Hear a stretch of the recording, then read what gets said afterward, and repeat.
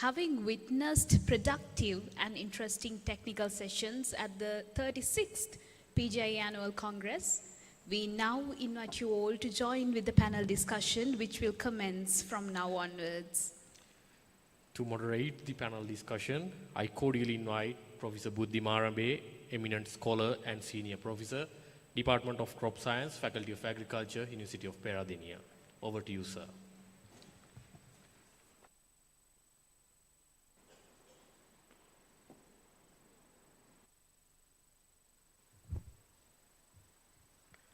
Thank you very much and good afternoon, colleagues. It's good to be here to moderate this very important session. To the best of my knowledge, first of such an endeavor that we are having in the series of PGIA congresses that we have had. So this is the first special type of panel discussion where we have invited special group of people in order to take part in this activity as well.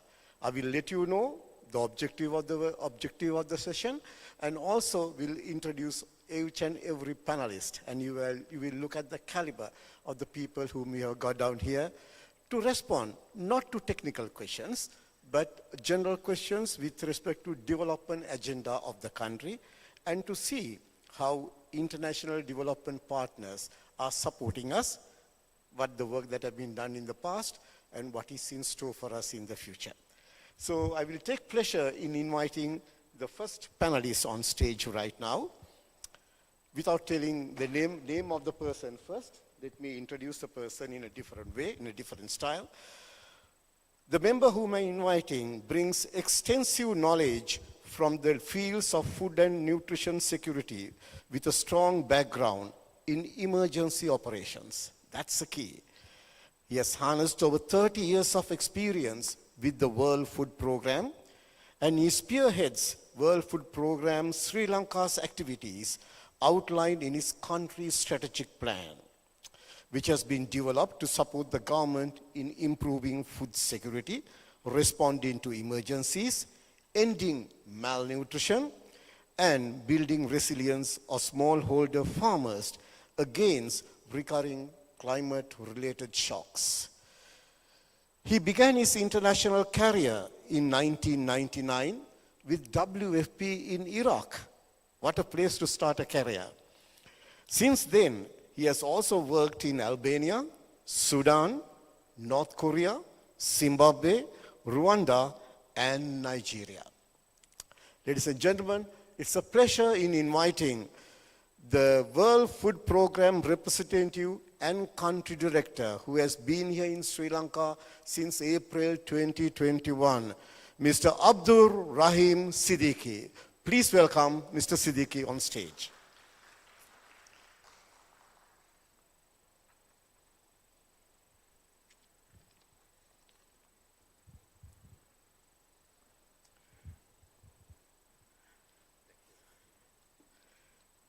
Thank you, Mr. Siddiqui, and very welcome to this event. The next gentleman who I'm going to introduce to you, who will be taking part in this panel discussion, is a person who has taken initiatives to carry out, in collaboration with governments, development partners, and private companies, to address complex challenges while ensuring technical soundness and aligning with sustainable development goals. He is a person who is overseeing agricultural projects, including horticulture, farmer support, dairy development, export promotion, capacity building for universities, and training programs in Japan. He's a civil engineer. That's the important part. As a civil engineer and development professional with nearly 8 years of experience in transport and infrastructure, he brings multidisciplinary perspective to the work in the international development partner whom we have invited today. He manages infrastructure projects across various sectors as well. He has served as Deputy Assistant Director as JICA's Infrastructure Management Department in Tokyo, focusing on policy development, project quality management, and knowledge sharing. His role also involves engaging with diverse stakeholders to design and implement impactful transport projects. Before joining JICA, he was at Japan's Ministry of Land, Infrastructure, Transport and Tourism, managing road projects from planning to construction with a strong emphasis on safety, sustainability, and innovation. Ladies and gentlemen, please join hands in welcoming the project manager at JICA in Sri Lanka, Mr. Tsuyoshi Mizuno.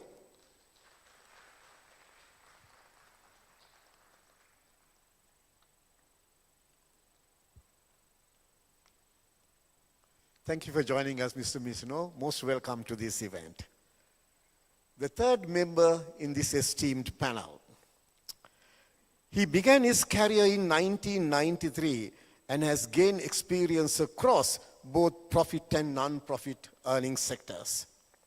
He holds a bachelor's degree in agriculture, and to tell you, he's a product of Faculty of Agriculture at Peradeniya, master's in economics, alongside postgraduate marketing qualifications from CIM, United Kingdom. His first 15 years of career was spent with Food and Agriculture Organization of the United Nations and various other UN agencies, followed by key roles at the World Bank, Oxfam Australia, and IUC in Sri Lanka. In 2012, he joined a global team of FAO headquarters in Rome to assist FAO's culture change process while earning recognition as one of the 50 most impactful green leaders at the World CSR platform in India. As a trainer and a lecturer, he has educated thousands, and he currently leads FAO's programs in Sri Lanka and the Maldives as the assistant country representative. Ladies and gentlemen, please welcome the Assistant FAO Representative Programs for Sri Lanka and the Maldives, Mr. Nalin Munasinghe.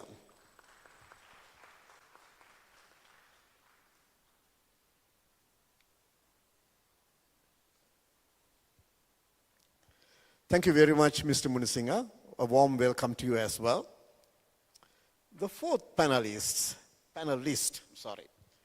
is also a graduate from Faculty of Agriculture at University of Peradeniya and holds a PhD in Environmental Management from Lincoln University in New Zealand, along with postgraduate diplomas in Development Studies and Marketing.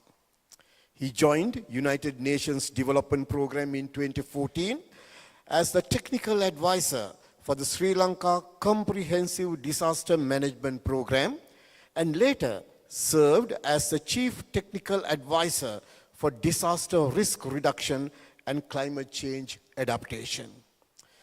Before joining UNDP, he worked for Practical Action's regional program in India, Sri Lanka, and Pakistan, where he held various positions, including Regional Project Manager for Disaster Risk Reduction across these three countries. He also served as the project manager for the Duryog Niwaran Network, a South Asian think tank for disaster risk management from 2007 to 2011, and was an editor for the South Asia Disaster Reports in 2008, 2009, and 2010. Please keep your hands together to invite and to be on stage the program and policy specialist and team lead on climate and environment at the United Nations Development Programme in Sri Lanka, Buddhika Hapuarachi.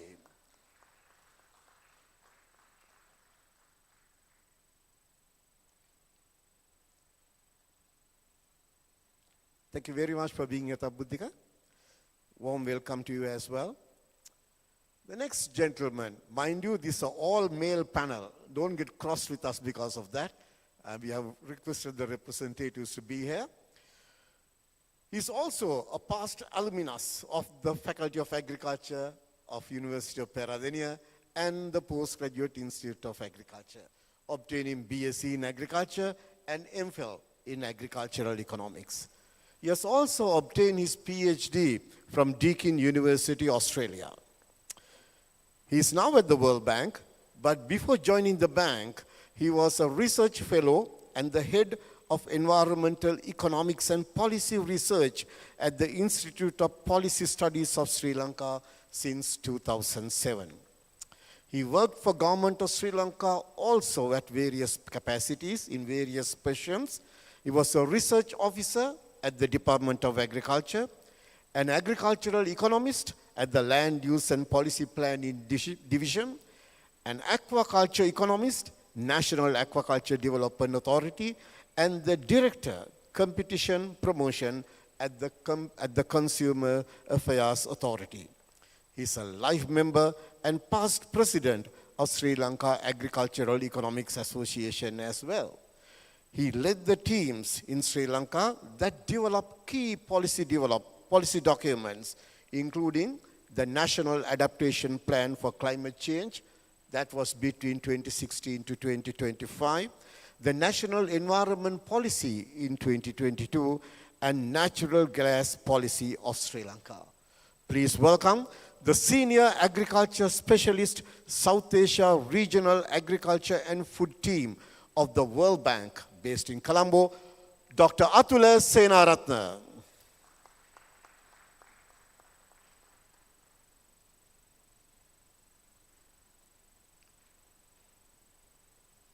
Thank you for being with us, Dr. Senaratne. A warm welcome to you as well.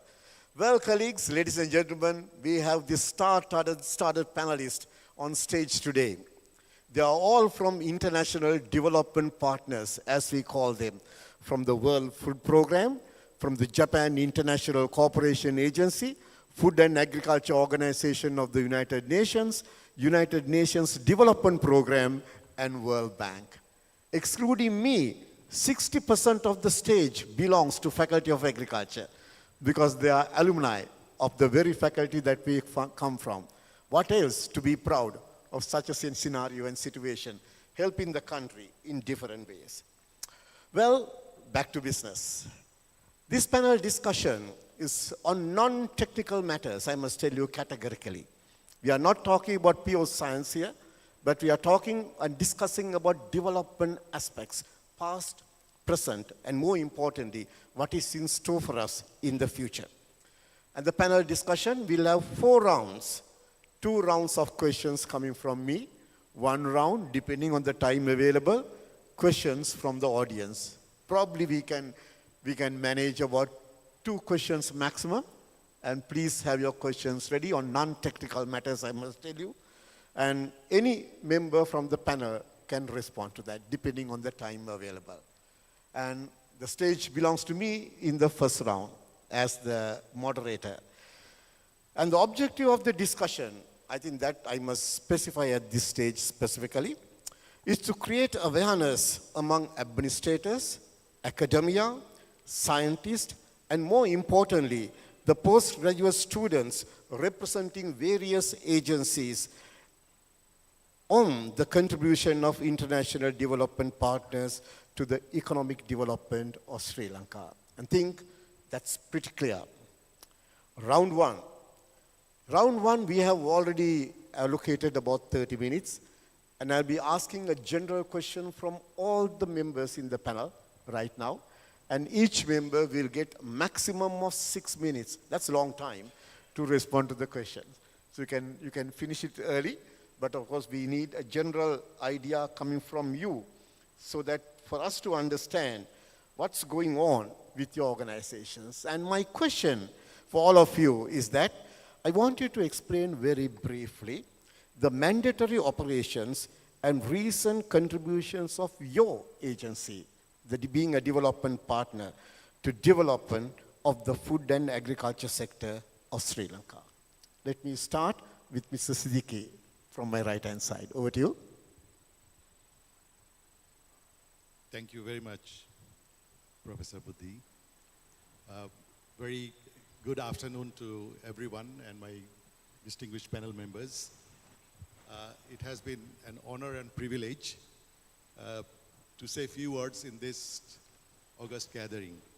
I would like to especially extend my thanks and appreciation to the Postgraduate Institute of Agriculture, University of Peradeniya, to represent World Food Program in this important discussion. I would just like to mention by saying that WFP in Sri Lanka has a long history of partnership with the government of Sri Lanka since 1968. So we are almost at the 56 years of long partnership. And you might have seen that during the time of civil war and following the devastating tsunami, WFP was really very much active, mostly in terms of food distributions in Sri Lanka. However, time has changed and Sri Lanka has become a food surplus country and of course middle income country. So the type of engagement that we are currently engaged has over time evolved and changed. So just to let you know, some people say that what kind of food you are distributing in Sri Lanka. Yes, we did following the escalation of the economic crisis in 2022. But just to let you know that we had to scale up our emergency food distribution, which we have concluded by end of 23. What WFP is doing in Sri Lanka? Basically, we are trying to address the root causes of food insecurity and address undernutrition in Sri Lanka. So this actually can be linked to Sustainable Development Goal 2, which is actually addressed by our 3 sister agencies of the United Nations, not necessarily just 3 agencies, but all the agencies are contributing.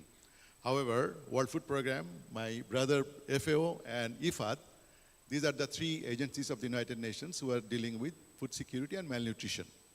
Now, before I talk about food security, I just would like to define in one sentence. Food security is about all people at all time should have affordable access to a nutritionally balanced diet. It sounds very simple, but if I just take few words, affordable access and a nutritionally balanced diet, these are the 2 phrases I would say is very challenging, especially in Sri Lanka. Apparently, when we talk about production, of course, probably currently we have some deficit, but I'm sure this country will soon become food surplus in terms of cereal production. But that doesn't mean that we are food secure. But there are some perception that if you are growing enough food, this country is food secured. Now, as I said, affordable access, because access is the main issue. The issue is whether or not everybody can buy or can produce food.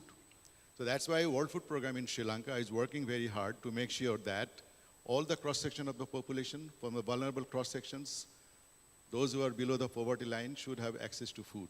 Nutritionally balanced diet. So this is very important because in this part of the world, I'm from Bangladesh, by the way, we try to fill our stomach with carbs as much as possible. But we all are aware that there is a requirement that certain energy should be coming from carbs, which is around 60%, around 30 to 35% carbs should come from protein, 5% or 10% from fat, micronutrients, vegetables, and fibers. So this is something that is challenging. And even if we have enough food at our house, that doesn't mean that you are nutritionally balanced food. Now, why I'm talking that?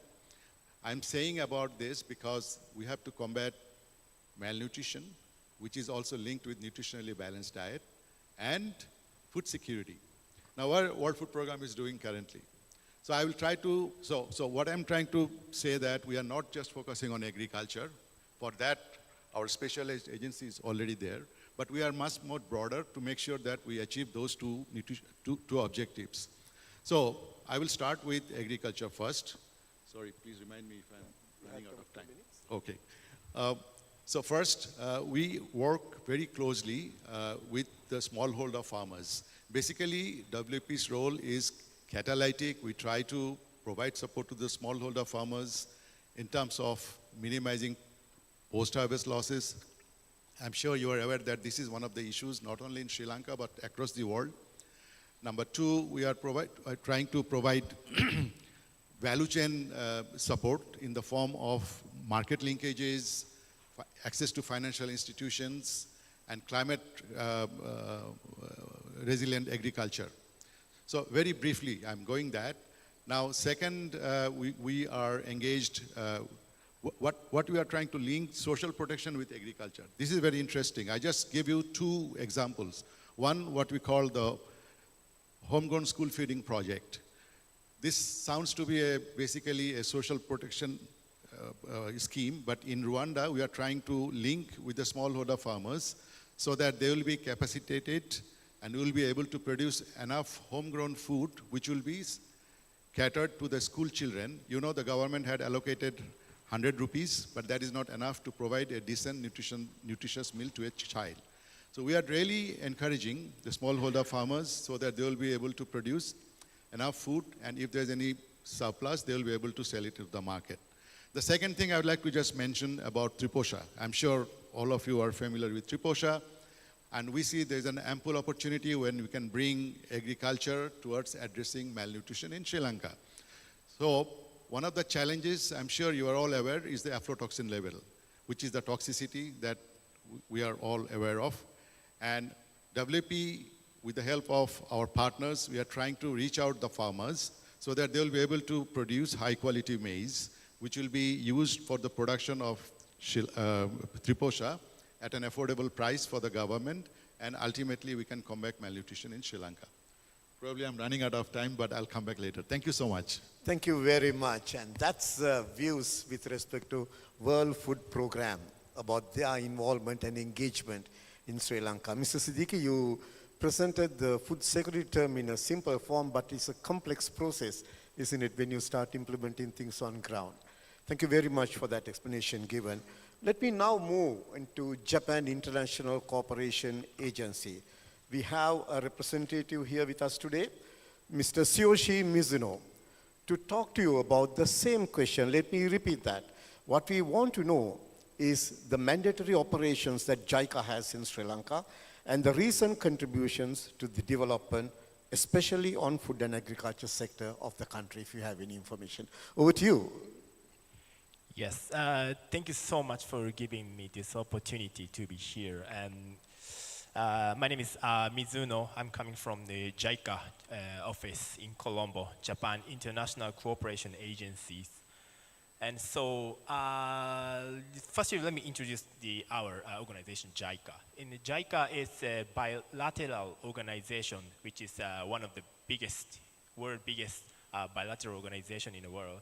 And we are one of the Japanese government organization. And so, and we are having so many projects to support the development of Sri Lanka. In many sectors, for example, like transport sectors and health sectors and governance sector, and of course, agriculture sector. For example, you may know the Southern Expressway, which is starting from Colombo to the Goal, southern area. It was funded by JICA, actually. And of course, and also we are also supporting the Bandaranaike International Airport. It's a kind of under the expansion construction is being done by JICA fund. And also, you know, when you come from the Bandaranaike PGIA International Airport to the Colombo, and you will use the highway to enter to Colombo. And the last part of the highway is called the Kelani Bridge. It was also funded by JICA, and actually I'm also in charge of that project as well. Yes, and so our JICA's activity in Sri Lanka has started in 1954, and actually this 2024 is the 17th anniversary since JICA and Japanese government started our official development assistance to Sri Lanka, and so it's a yes. And so, yes, and it's a very long history. And when it comes to the agriculture sector, JICA started our assistance in agriculture sector to Sri Lanka in 1980s. And it was started with mainly with the irrigation development projects. There are several types of projects. And mainly focusing on the Mahaveli area development project.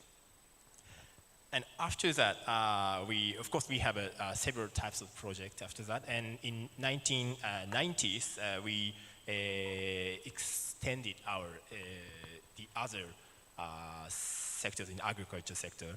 For example, like I think you may know the plant genetic resource centers and national plant quarantine services. These two premises was constructed by our project, our granted project as well. Yes, and after 2010, and we shifted slightly shifted into the new areas like rehabilitation from the war, and especially this is targeting on the northern part and northern and eastern part of this island. And now we are working on, I can say, we have two pillars of the cooperation, development cooperation in Sri Lanka, in agriculture sector. And one is the improve the productivity of the agriculture produce. And one more thing is development of the dry zone area. We have these two pillars, and for the first one pillars, we are conducting more than 15 projects in agriculture sector. And so I cannot mention all of the projects today, but I would like to briefly introduce the major projects. In terms of the first productivity things, and we are doing kind of supporting the small-scale horticulture farmers to enhance their productivity of the agriculture products. And we are doing kind of several trainings to introduce them about the how to do the market survey and how to manage the farmers organization they belong to. And also we are supporting the supply chain aspect as well. And so in terms of this training and providing some knowledge to them of our experience, then we are trying to increase the productivity of the farmers. And at the same time, we are also conducting the other projects which support the promotion of the appropriate usage of the pesticide and fertilizer. And so in this project, we are doing, first we're doing some tests on how to, what is the alternative way to reduce the damage of the bugs and flies in terms of how to reduce the usage of the pesticide and fertilizers. Yes, and also we are working on the dairy development, especially for the northern province, and we are similarly we are conducting a training program to the farmers directory, and also we are doing a training program to the LDIs, livestock development instructors in northern province, to enhance the productivity of the farmers' milk production.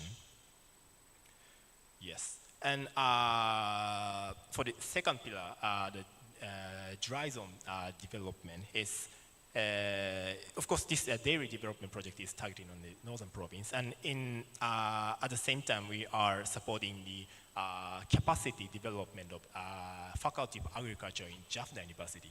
Yes.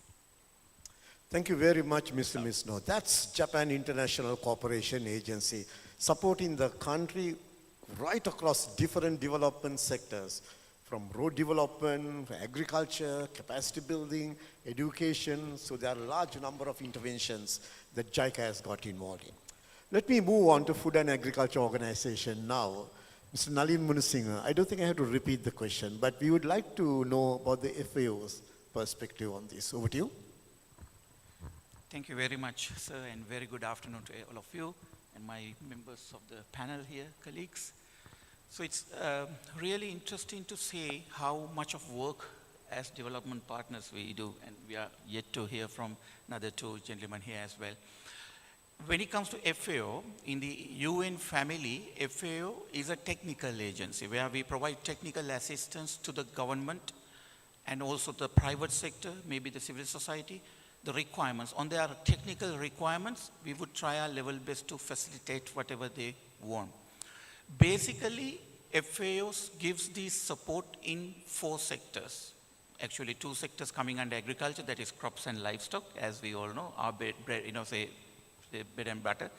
At the same time, fisheries and also environment sector. So under the environment sector, we look into forestry, biodiversity, ecosystems, all, which IUCN, is also addressing, major areas very related or similar.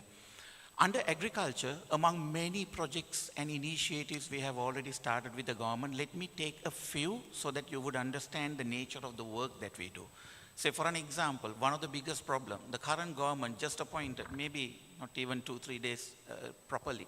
So one of their mandates are also to support how to, enhance the productivity. I just overheard even yesterday, enhance productivity. Most of our lands, are we satisfied with the yields, with the produce that is coming out of it?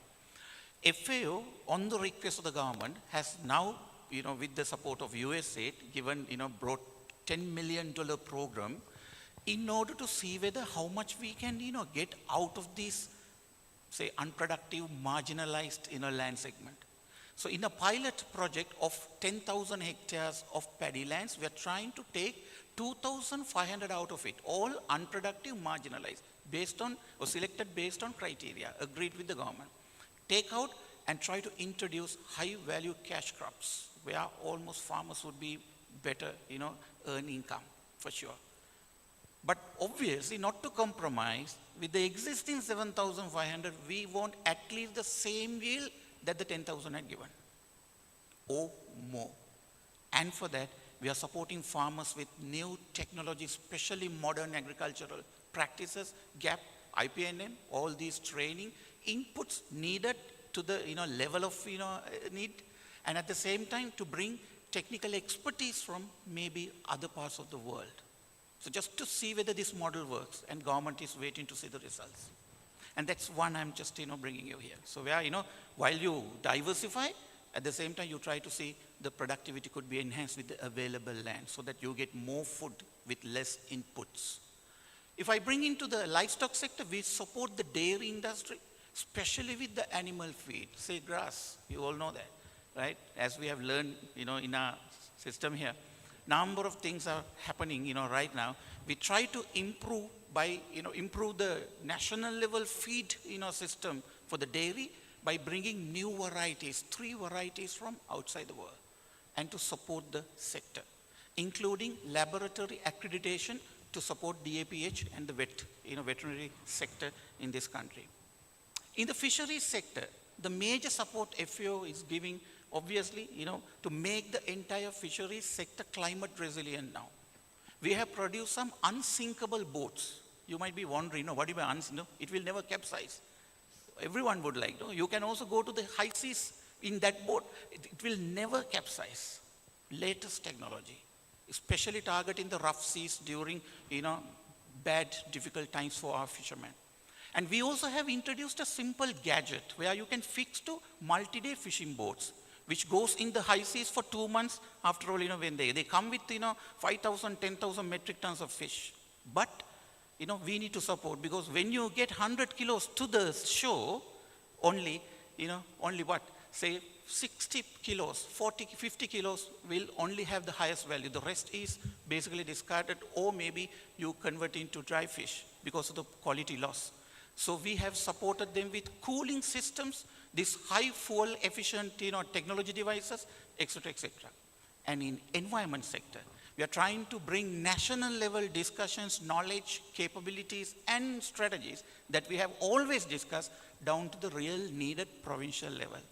Professor Pushpakumara Asa is also part of this project, representing the University of Peradeniya. Now we have a robust database of ground level calamities, its magnitudes, parameters, all have gone into one, and including what? The decision-making two important bodies. I have many, but that's all I can tell you. Another Thank time you. we'll go more.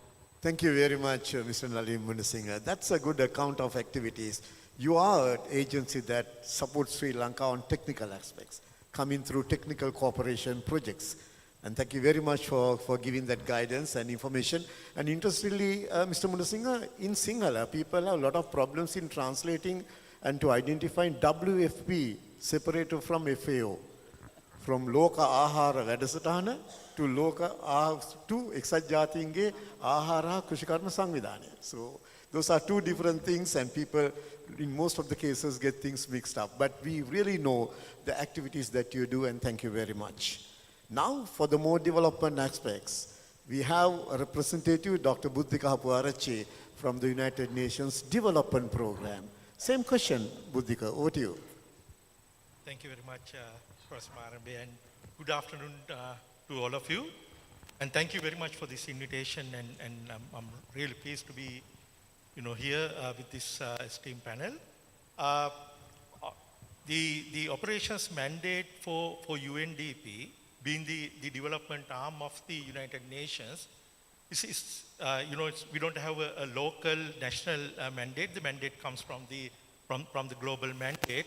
When the UNDP was established in 1965 by bringing two different organizations together, the United Nations expanded program of technical assistance, which was established in 1949. We think that is our start, and the UN Special Fund, bringing these together to help the underdeveloped countries, especially on their economic development. So that mandate still remains as, without any change.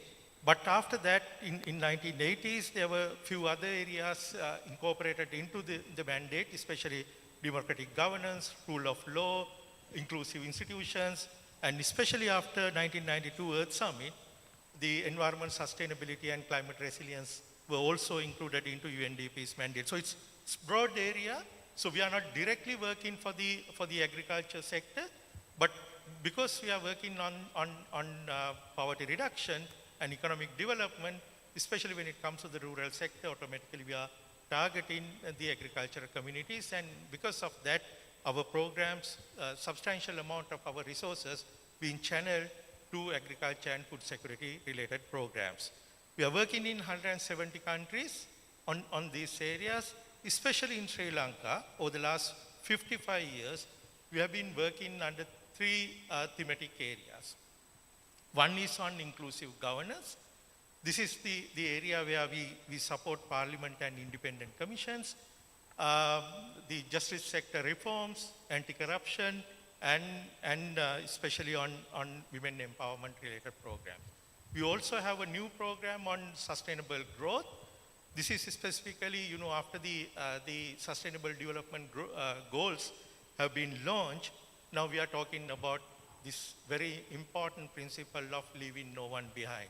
We know that mainstream development programs are not serving all the communities equally.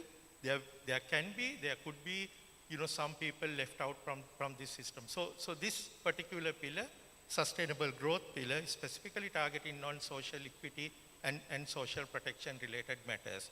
And I'm representing the third pillar, the climate and environment portfolio, where we do lots of work related to climate and environment related matters. In our approach, we are supposed to work at two levels. One at the policy level, providing the government on various, when various policies, development policies being developed. So we have to provide the technical assistance to that program, because this is the origin of UNDP. So for instance, the climate change policy, the tourism policy, environment sensitive area policy very recently approved. All these three policies were approved during the last year and the beginning of this year. So that is the policy level support. And the next support is at the implementation.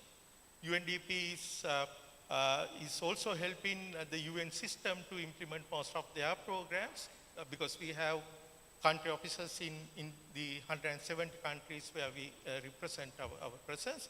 So it's our mandate to support the program implementation as well. In Sri Lanka, we are mobilizing about 20 million US dollars annually, all grants, to support various development activities. And our largest program at the moment is 52 million grant program targeting integrated water resource management, a large component targeting the agriculture sector. I will stop there. Thank you. Thank you very much, Dr. Haparchi. Once again, in developmental aspects, you have a wide array of activities in Sri Lanka, and of course, agriculture is part of it. I see that you are steering through the system right now to see how the development goals of Sri Lanka will be met. Thank you very much for that description. I'm moving on to a different entity now. All the 4 development partners have been supporting, say, in terms of grants, but now I am moving to a bank. Bank doesn't do charity usually, isn't it? Bank is moving on along loans and trying to support the development sector of the country. So Dr. Atula Senaratne, representing the World Bank in Sri Lanka, would like to listen to your views on this. Thank you. Thank you very much, Professor Buddhi. First, let me thank the PGIA for inviting me for this very important event. Being a past alumnus of not only the faculty but with PGIA both, I feel very much honored and privileged to be here. So thank you very much for that. So as you rightly mentioned that World Bank is a international multilateral lending agency. So basically development bank. So maybe the largest of its own kind. And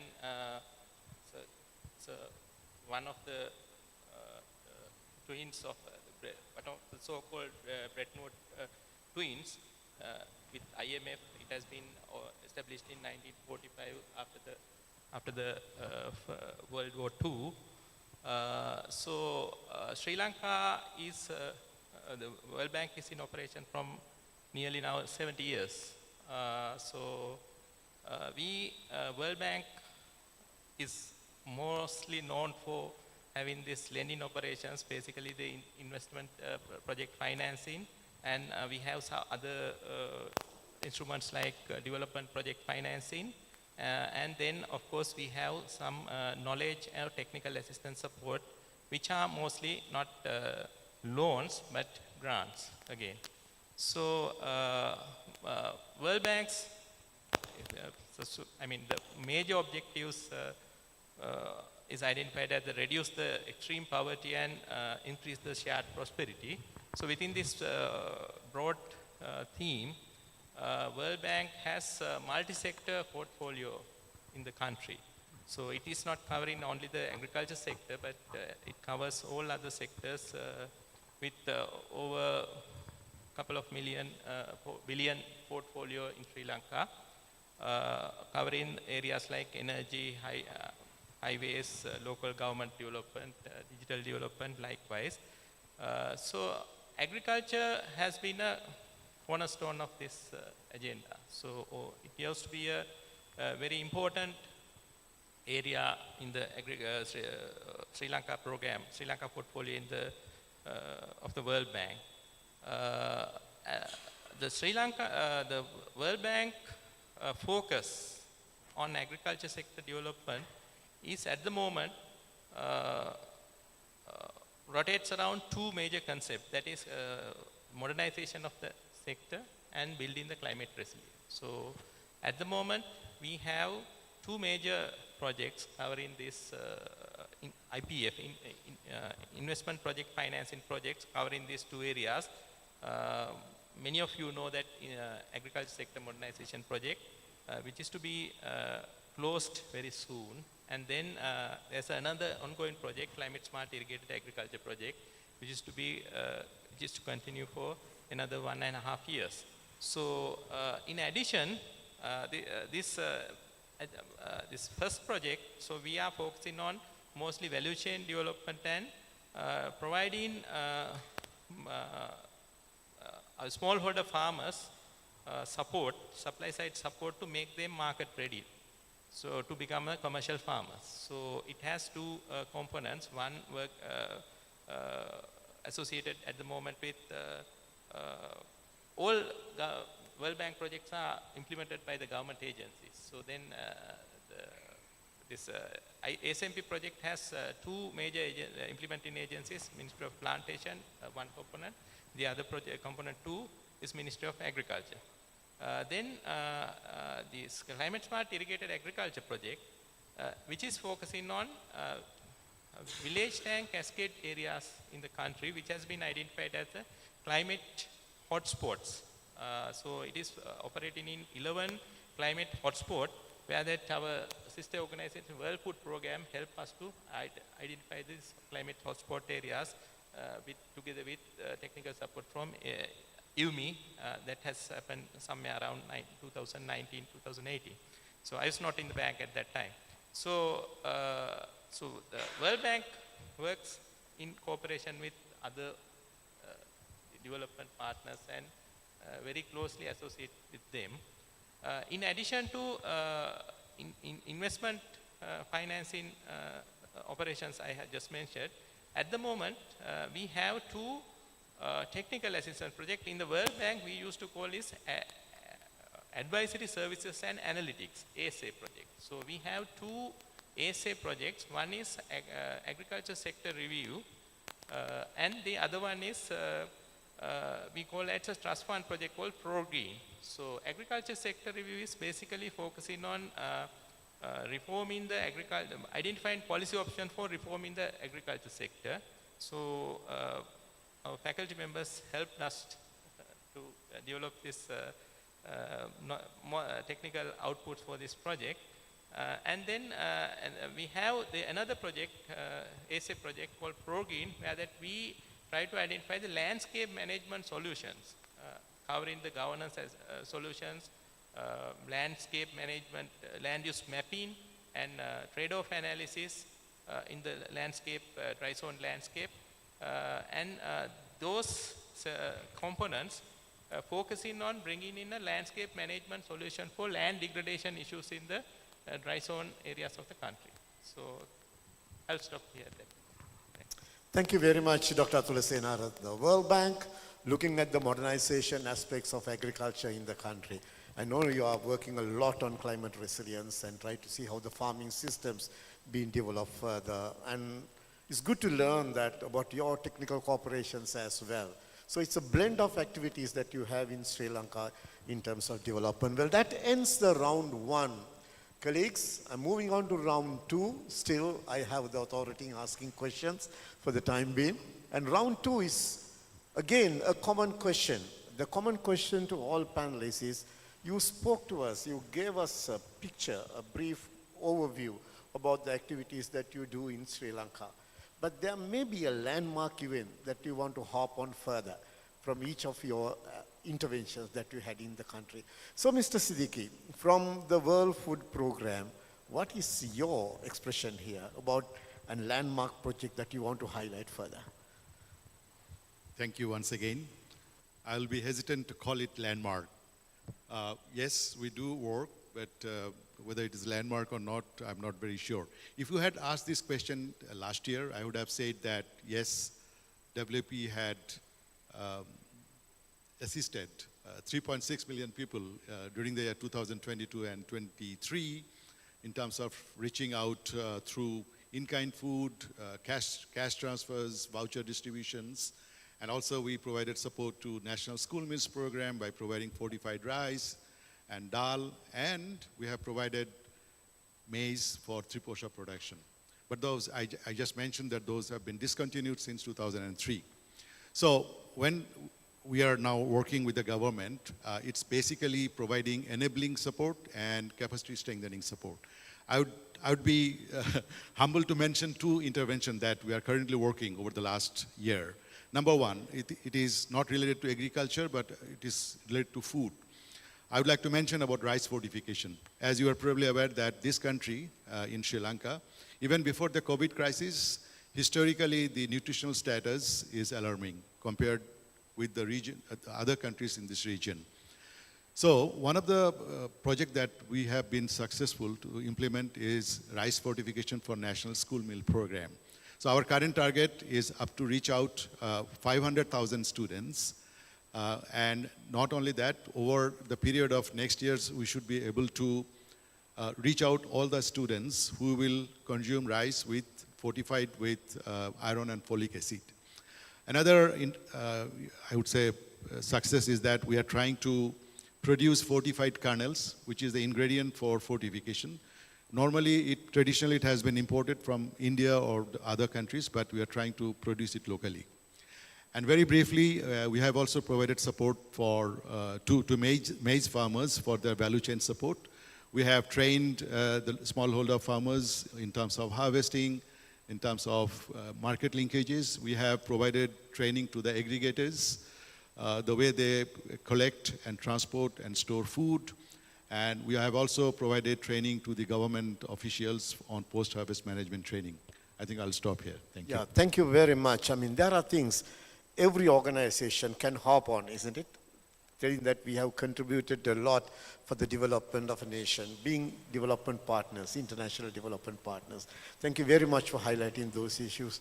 From JICA's perspective, Mr. Tsuyoshi Mizuno, how about your interventions here? Yes, thank you so much again. And let me quickly mention the two key landmark outcomes in our project. And first one is our dairy development project in Northern Province. And actually, we have trained nearly 1,000 dairy farmers in Northern Province in this project. And their milk production was increased by the 25% of the milk production compared to the before they conducted the project.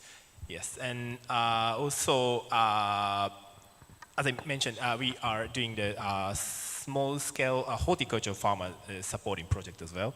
This is mainly in the Central Province and the North Central Province as well.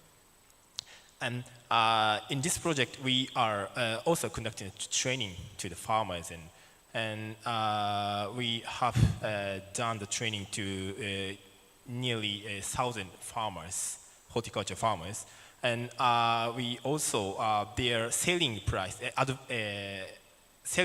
per kilograms was increased by 45%, and also the gross profit per acres was increased by nearly 50%. And one important thing is we didn't provide any equipment or subsidies to the farmers.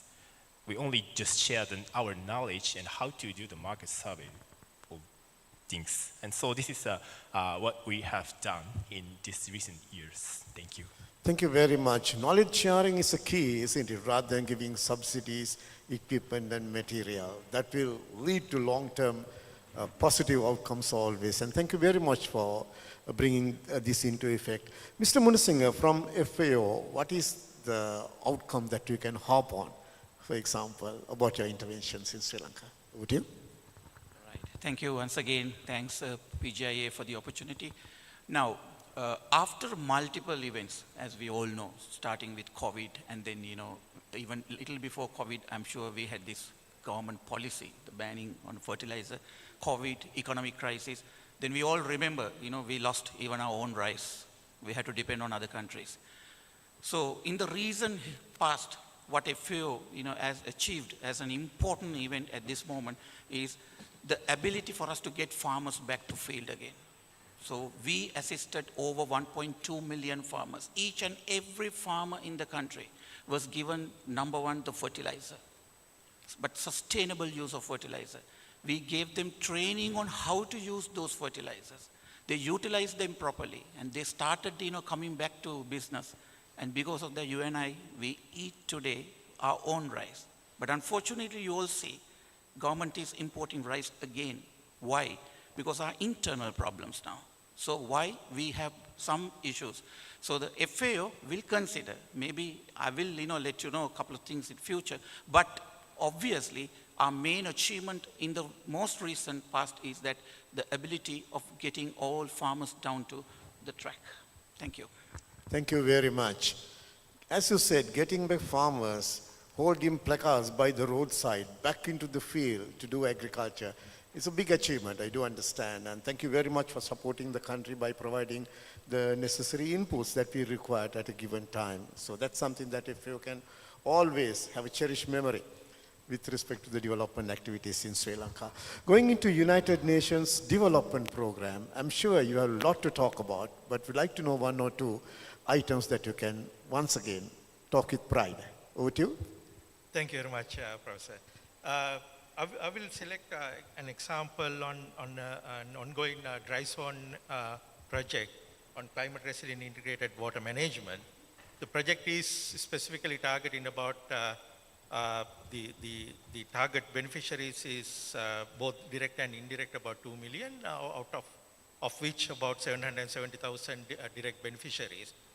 The project is looking at the very similar to what Dr. Atula shared, cascade development, because this is an important area in the when we are talking about climate resilience building, because we know that rain-dependent communities are more vulnerable compared to the rest of the farming community.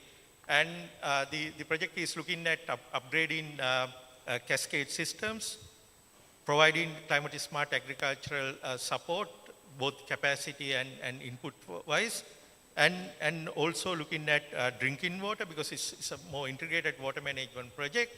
So lots of families in the dry zone, as we all are aware, are out of the grid, and they don't have access to clean, safe drinking water, reliable water source. And finally, we are also looking at the disaster preparedness. Under the project, one of the key interventions we have done, again, together with the Faculty of Agriculture, who helped us a lot to design this particular component, is to disseminate or establish and disseminate agromet advisory system. So under the project, we establish all the equipment required to capture the required meteorological data.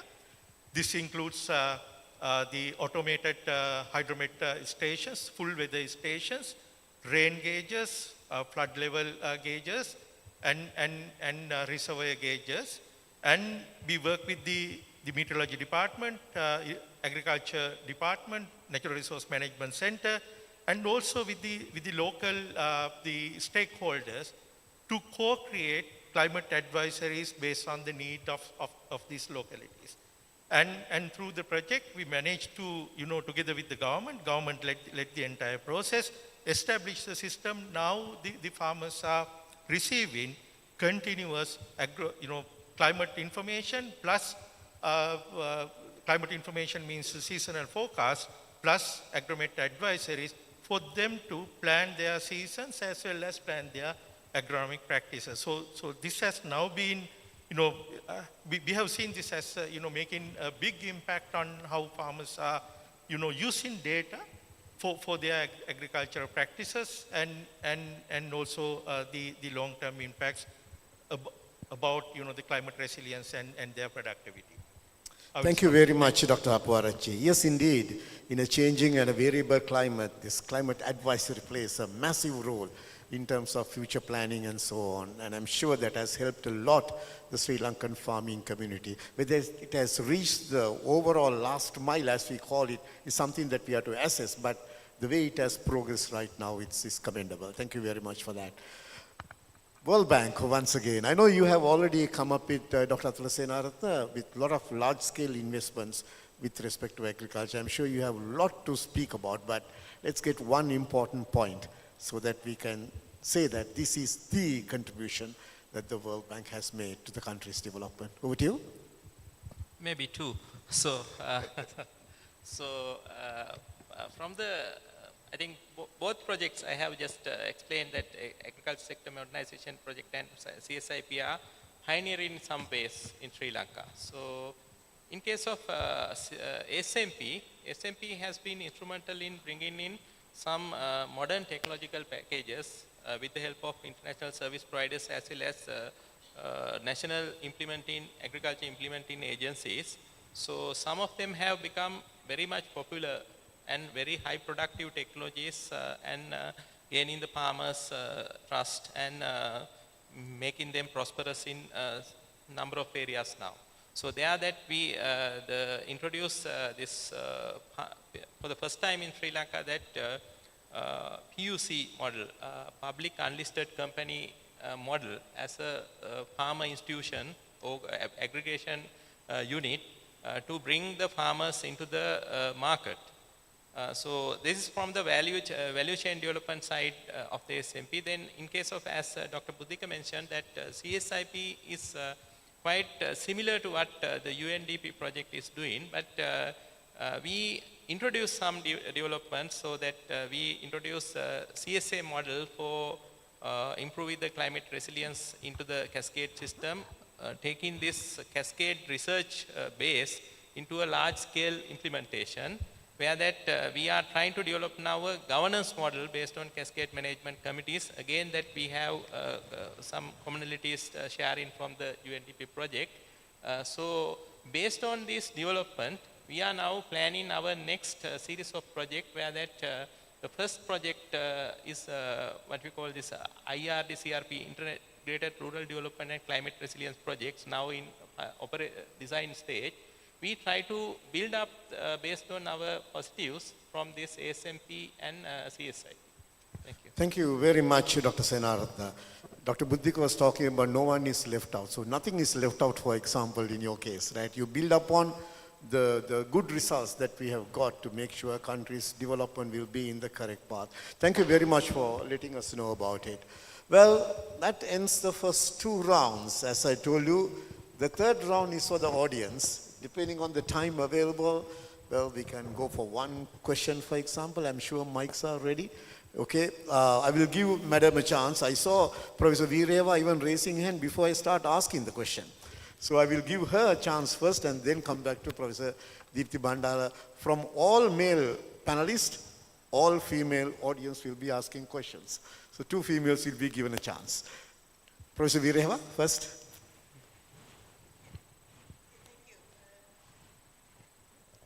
Go ahead. I'll be quick. First of all, I would like to thank all the donors for the support given to the nation so far. When we look at what happened in the past, of course, during the project periods, you did really well and you achieved your targets. But after you left your projects, we saw that the effects were not as beneficial as we thought, and the time has come to launch projects that will have sustainable effects in the long run, not only during the project period. So I would like to know your plans for such in this critical time period of the country. Thank you very much. Let's give a chance to Professor Deepthi Bandara also, so that we can answer those two questions straight. The first one is actually a sentiment.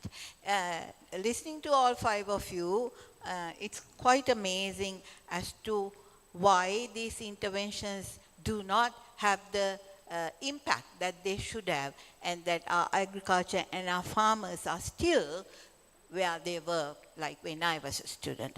That's a sentiment. Second, a question to Nalin. So I was waiting till somebody in my class was powerful enough to get close to the government. So here we are. And you said, Nalin, that 2,500 hectares are now being diverted from the 10,000 for cash crops. And I think if you were in my second year lectures, this country is seriously good. We have the climate for C4 pathway plants. I'm asking as to why these 2,500 are diverted to cash crops and not to sugarcane, sorghum, and corn. Thank you very much. Professor Deepthi Bandari is testing your attendance in class. So that was pretty clear. Thank you very much. The first question from Professor Vireva, development projects come and go. When the partners move out, we don't see the sustenance of the outcome, or in other words, people do not move into those directions. That's one of the questions. So who would like to answer? I'm sure Mr. Munasinghe will have a direct question to answer. Any other member would like to take the floor? Yes, Dr. Aparche. I will give a try, because that's a $1 million question, right? And development partners are struggling in this, on this matter. Now, most of these projects, what we have described here as development partners, these are national execution projects. These are belonging to the government. So in the project design, the concept itself, it is embedded on the capacity development component. And then the main strategy identified in most of these projects to continue these projects beyond the project period is through capacity building and transfer some of these capabilities to these national organizations to continue. But we know how challenging it is. This is, the capacity building is not just one-off event, it should continue, and we are struggling actually on that matter. And so at the moment, there are a couple of things being done. One, most of the agencies are looking at the next phases of these interventions. We will not stop there. Once the intervention is done and the project is done, we will always look for the next step. And there, now the trend is on blended financing. We felt that the grant-funded projects throughout we can't access more grants anymore. There's huge collapse in globally, in terms of grant availability, and we all are struggling to access grants. And there's a trend for blended financing. You have to blend grants together with concessional financing. Means certain level of responsibility is transferred to the beneficiary once, getting the benefit out of these programs and pay back. That's the only modality available for us to continue this process. So capacity building, next phases of this program, and converting from a very grant-based development projects to blended financing projects are the three strategies currently being looked at. But if there are any other ideas, we really would like to see, this should be a collective effort, because this is a problem that we all are facing. Thank you very much. Unfortunately, we don't have time to go for a discussion like that, but that's food for thought. I'm sure, Dr. Senatha, you will also have some thought on it. A couple of thoughts on that. So regarding the sustainability. So if you take the World Bank models, we are just giving loans. So in that case, the World Bank does not come into the implementation mostly. We do the oversight. So implementation is entirely a part of the government.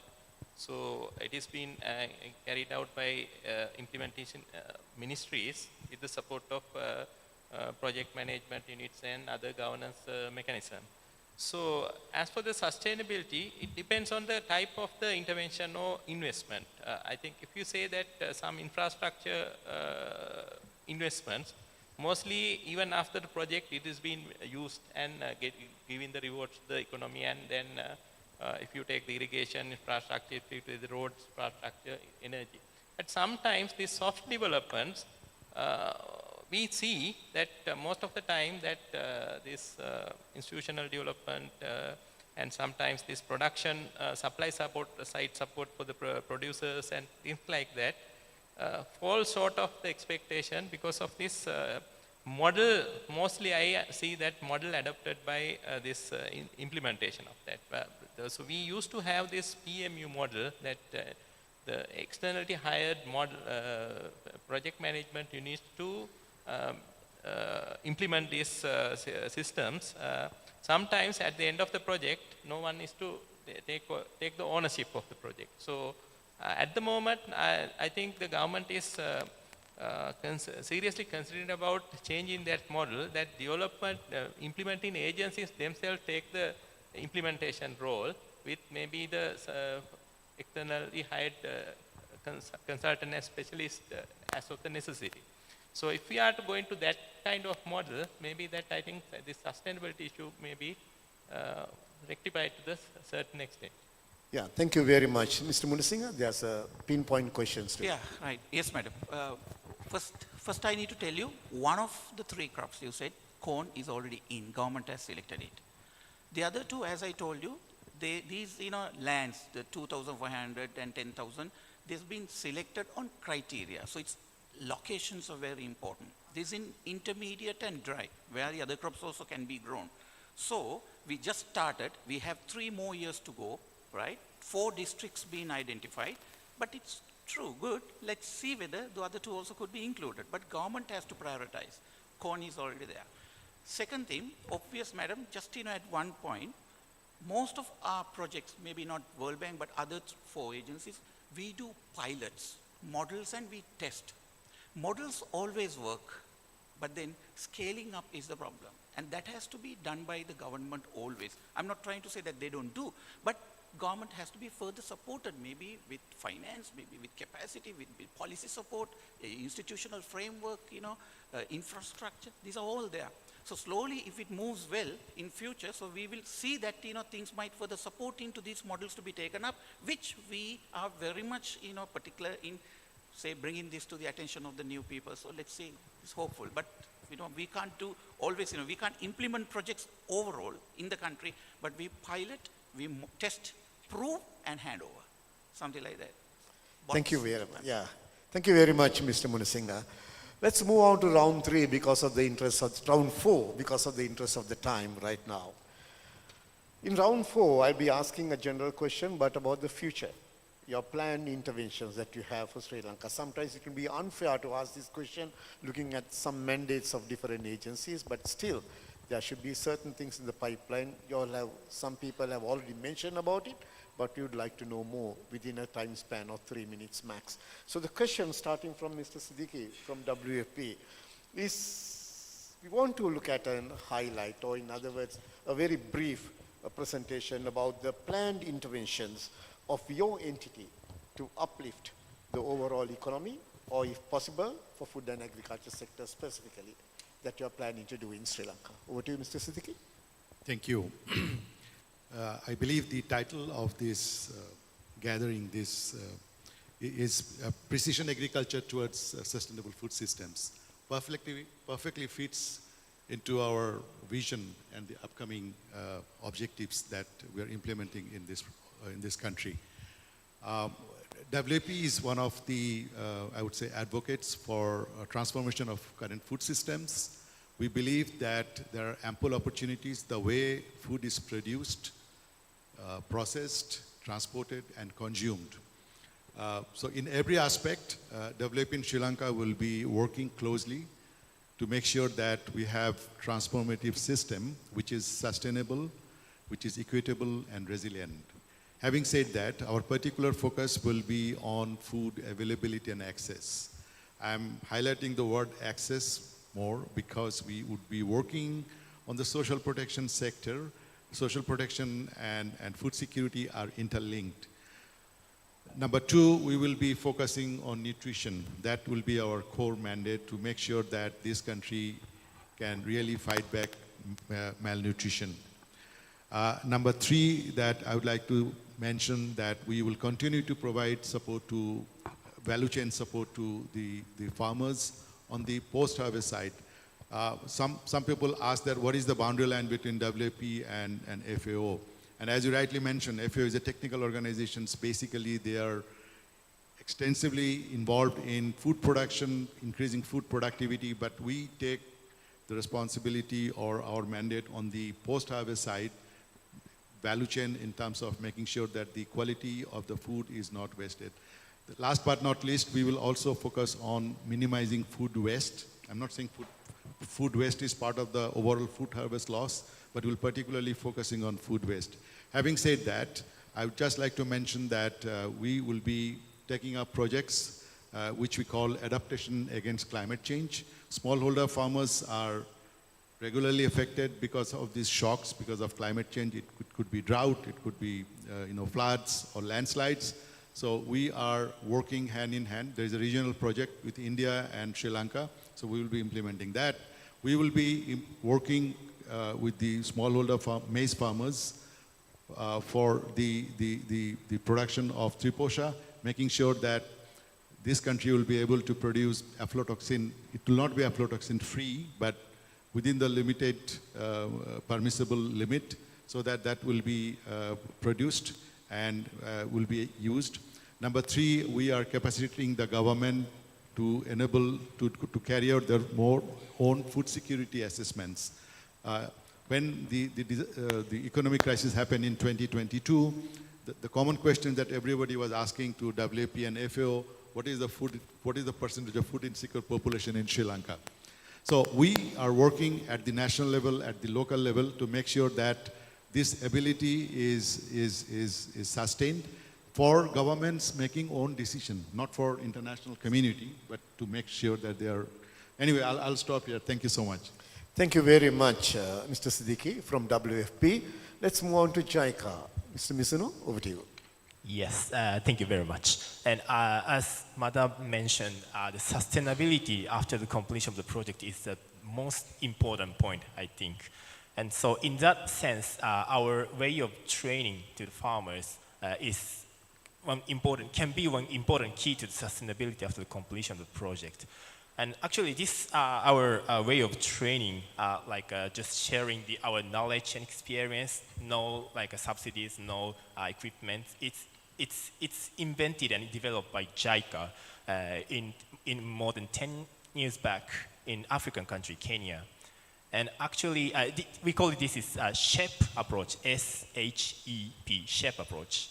And after conducting this project in Kenya, and actually Kenyan government realized this is very sustainable, even though after the completion of the project. And so they started to internalize this activity into their government.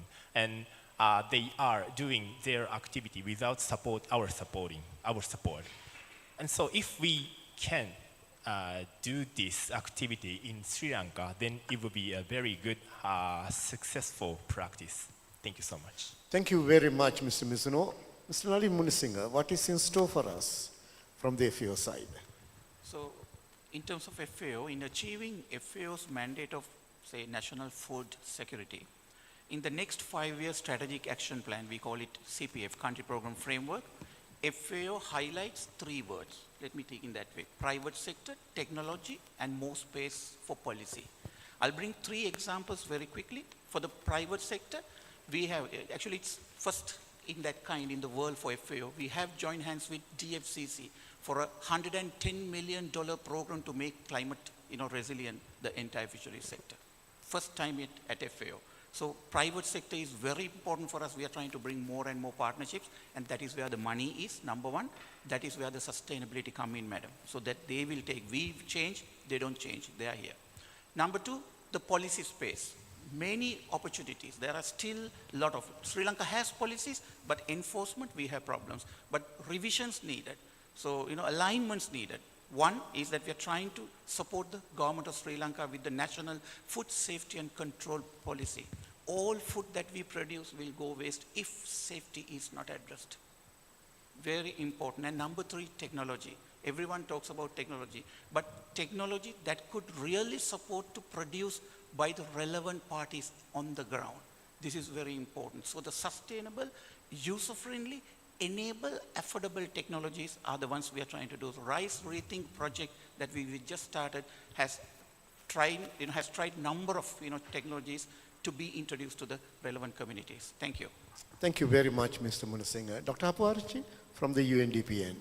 Thank you very much, Professor Marambe. So for UNDP, over the next couple of years, for instance, the next year is very, very important in terms of few multilateral environmental agreements. Sri Lanka has a commitment to submit updated nationally determined contributions by February next year. The land degradation neutrality targets by October next year, and National Biodiversity Strategy and Action Plan. I'm using this opportunity to market this particular aspect because UNDP is helping the government to update all these 3 areas, and where we need lots of expertise from relevant experts to support the government to achieve this target. And very specifically, climate and nature access being strongly looked at in all these 3 instruments, and globally there's a trend to look at it that manner. So that's the policy space, and the government has also requested UNDP support to work on a just energy transition framework, national framework, and we have already started that process. We know that the renewable energy transition is not inherently fair for low-income groups, and the framework is to make sure that everyone is benefiting out of this transition. On the ground, very similar to what Nalin mentioned, we are working on 2 major projects. One on rural solar, especially targeting the low-income vulnerable families. We know that the solar programs, we had number of programs in the country, but largely serve the middle class or upper middle class. These were not penetrated into the low-income segments of the society. So especially targeting the vulnerable segments, again with the private sector, DFCC is the partner for the program, 120 million project being developed and at the final stage. And the final one is on agriculture transformation. Again, the concern, especially from the government side, is can we continue this grant modality? We need a different modality even in the agriculture sector. So the idea is transforming the subsistence agriculture to more enterprise-based sector, and especially looking at financing for adaptation. And again, for these things, it's the private sector is the main engine, and we are working with the private sector. The project is again 100 billion project currently being developed. Thanks. Thank you very much. World Bank at the end. So as I earlier mentioned that World Bank is now considering a new project. So this is envisioned as a first stage of the series of projects supporting the agriculture sector transformation in the country that may go up to about 9 to 10 years, but the current project pipelines, the government of Sri Lanka has made the official request for this project, and now the World Bank design team and the national focal points are currently working on this project. So we are trying to develop from what we have learned and achieved from the two main projects I have explained earlier. So this project would have one component focusing on this value chain development and market linkages, focusing on small farmers, where that in the SMP we focused on supply side support with technology. Here that we might focusing on going to the demand side, where that bring this farming groups into another level of market connectivity through a concept called this productive partnerships. So that we are trying to bring in that we have some experience of this productive partnerships, different variants of that. World Bank is trying to identify a suitable model that can work in Sri Lanka. So that's one side of it. The other part is that other component is building upon this CSIP achievement, so that we are thinking about that, focusing more on this governance side of that, because we understood that this CSA, climate smart agriculture, climate resilience building, is invariably connected to the governance of the resources. So therefore, we are trying to develop this out, the institutional innovation we initiated in Sri Lanka, this cascade management committees, and using this cascade management committee framework, governance framework, strengthening that, we try to bring in this CSA practices in more, I think, stronger way. So these are the current ideas that we are working on the near future. Yeah. Thank you very much, Dr. Atula Senaratne. Well, colleagues, that's about the past, present, and future. I'm really glad that we had these esteemed panelists here to educate the audience, get to know more about your organizations and how you have, you are, and you will contribute to the national development, where our Postgraduate Institute of Agriculture and Faculty of Agriculture can definitely be part of it. It's not just walking to your offices and trying to ask help or offer help. It's a country's development program. So Director PGIA, I think we have a lot of work ahead to do to ensure that we'll work together, ensure development programs are established or ideas being proposed to make sure we all start working together. So let me thank the coordinator of the 36th PGIA Congress, Dr. Duminda Vidanagamage, and the coordinator of this event, Dr. Samantha Disanayaka, first for inviting me to be here to moderate these sessions, and more importantly, Mr. Abdur Rahim Siddiqui, the WAP representative and the country director, Mr. Sioshi Mizuno, the project director from JICA, Mr. Nalin Munasinghe, the assistant representative of the Food and Agriculture Organization, Dr. Buddhika Hapuarachi, the lead environment and climate change program at the United Nations Development Program, and Dr. Atula Senaratne, the senior economist from World Bank in Sri Lanka. Thank you very much for accepting our invitation, spending time to be with us, and more importantly, sharing your thoughts to the audience. Let's give a big round of applause, ladies and gentlemen, for the wonderful work done by the panelists. And I'm kindly requesting you to be seated here. Continue, because I was told that there's a token of appreciation for you. And I was also told that the moderator will not get one. So I'll be moving out now while inviting the compeers to go ahead. Thank you very much.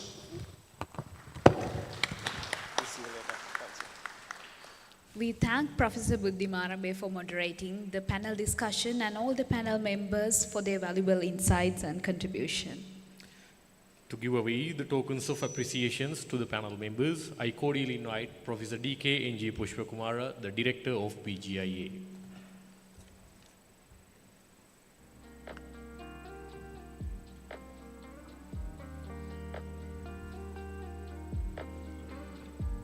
Now, the token of appreciation will be awarded to Mr. Abdul Rahim Siddiqui, Country Director, World Food Programme, Sri Lanka.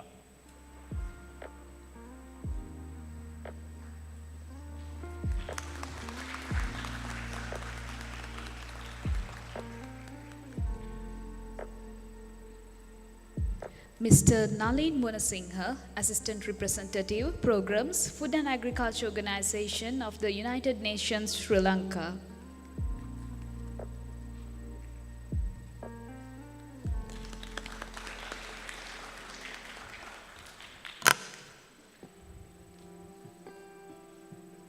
Dr. Atula Senaratne, Senior Agriculture Specialist, World Bank, Sri Lanka.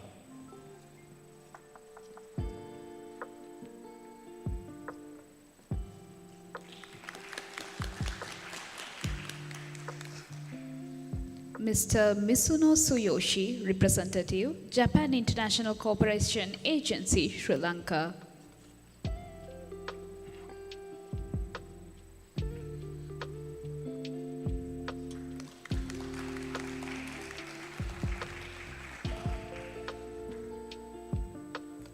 Dr. Buddhika Hapuarachi, Policy Specialist and Team Lead, Climate and Environment, United Nations Development Program, Sri Lanka.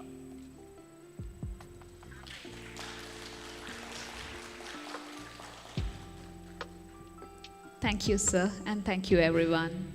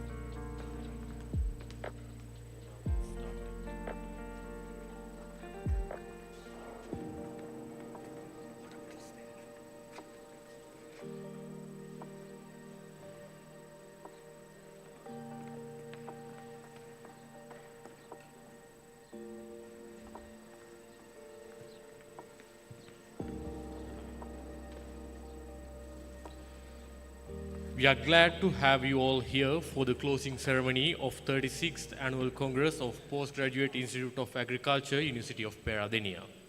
To chair the closing session, now I cordially invite Dr. D.N. Vidanagamage, the Congress Coordinator 2024. Over to you, sir.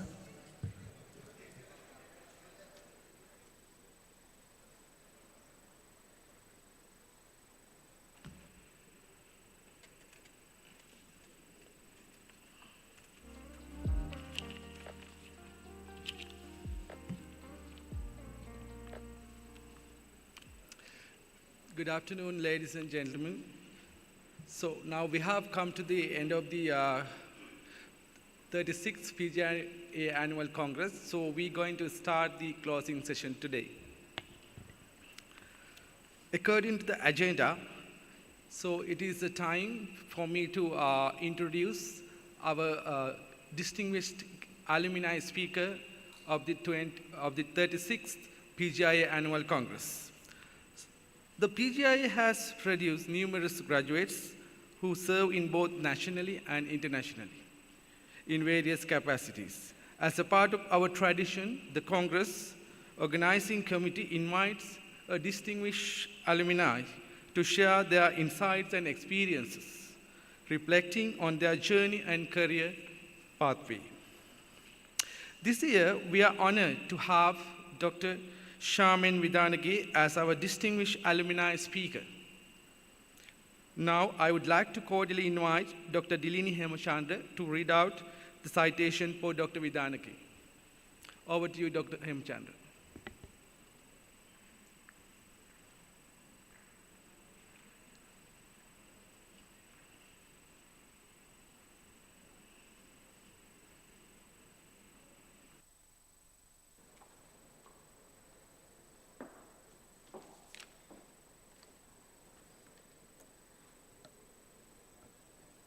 Good afternoon. Dear distinguished guests and invitees and dignitaries of the 36th Annual Congress of the PGIA, it is with great pleasure I read the citations for Dr. Charmaine Vidanage, the distinguished alumni speaker at the 36th Annual Congress of the Postgraduate Institute of Agriculture. Dr. Charmaine Vidanage obtained his bachelor's degree in agriculture from the Faculty of Agriculture, University of Peradeniya in 1992 with a second-class upper, and he specialized in agricultural economics and business management. I thought it is important to mention that here because it laid the foundation for both of us to develop as economists in our career. He obtained his master's degree in agricultural economics from this prestigious institute in 1996, and he obtained his PhD in resource and environmental economics from the University of Colombo in 2018. Dr. Charmaine Vidanage at present is the country representative and the head of the institution at the International Union for Conservation of Nature and Natural Resources in Sri Lanka, commonly known as IUCN. He has been working at IUCN at various capacities since 2002. He was the head of Marine and Coastal Unit, head of the Policy, Social and Economics Unit, head of the Ecosystems and Livelihoods Group, and also he worked as the head of IUCN Sri Lanka program, and also he acted as the country representative cum program coordinator before promoting to the post of country representative. Before joining IUCN, Dr. Charmaine Vidanage worked at the Socio-Economics and Market Research Division at NARA as the head of the division and as an economist, and also at the Natural Resources Management Division at the Central Environmental Authority. First as an environmental officer and then as an assistant director. And moreover, Dr. Charmaine provided his services to the PGIA as a visiting lecturer in master's program in environmental management and also at master's program in environmental and water resource engineering. Dr. Charmaine is also an active member in a number of professional bodies such as Sri Lanka Association for Advancement of Science, Sri Lanka Agricultural Economics Association, and Sri Lanka Economics Association. He is currently the Vice President of Sri Lanka Agricultural Economics Association and the President-elect for the year 2025. Further, Dr. Vidanage has made contributions at various national and international fora, giving his expertise. The formal academic qualifications, experience working with national and international organizations, undergoing numerous trainings to update him constantly has made him competent in natural resource management and conservation planning, environmental appraisal of projects, implementing environmental and social management systems, climate change adaptation and vulnerability related work, agricultural and environmental economic analysis, project development, fundraising and project implementation, monitoring and evaluation of projects and programs, also coordinating of multi-stakeholder events, team building and management. Ladies and gentlemen, we proudly present as the Alumni Association of the Postgraduate Institute of Agriculture, Dr. Charmaine Vidanage as the distinguished alumni speaker at the 36th Annual Congress of the PGIA.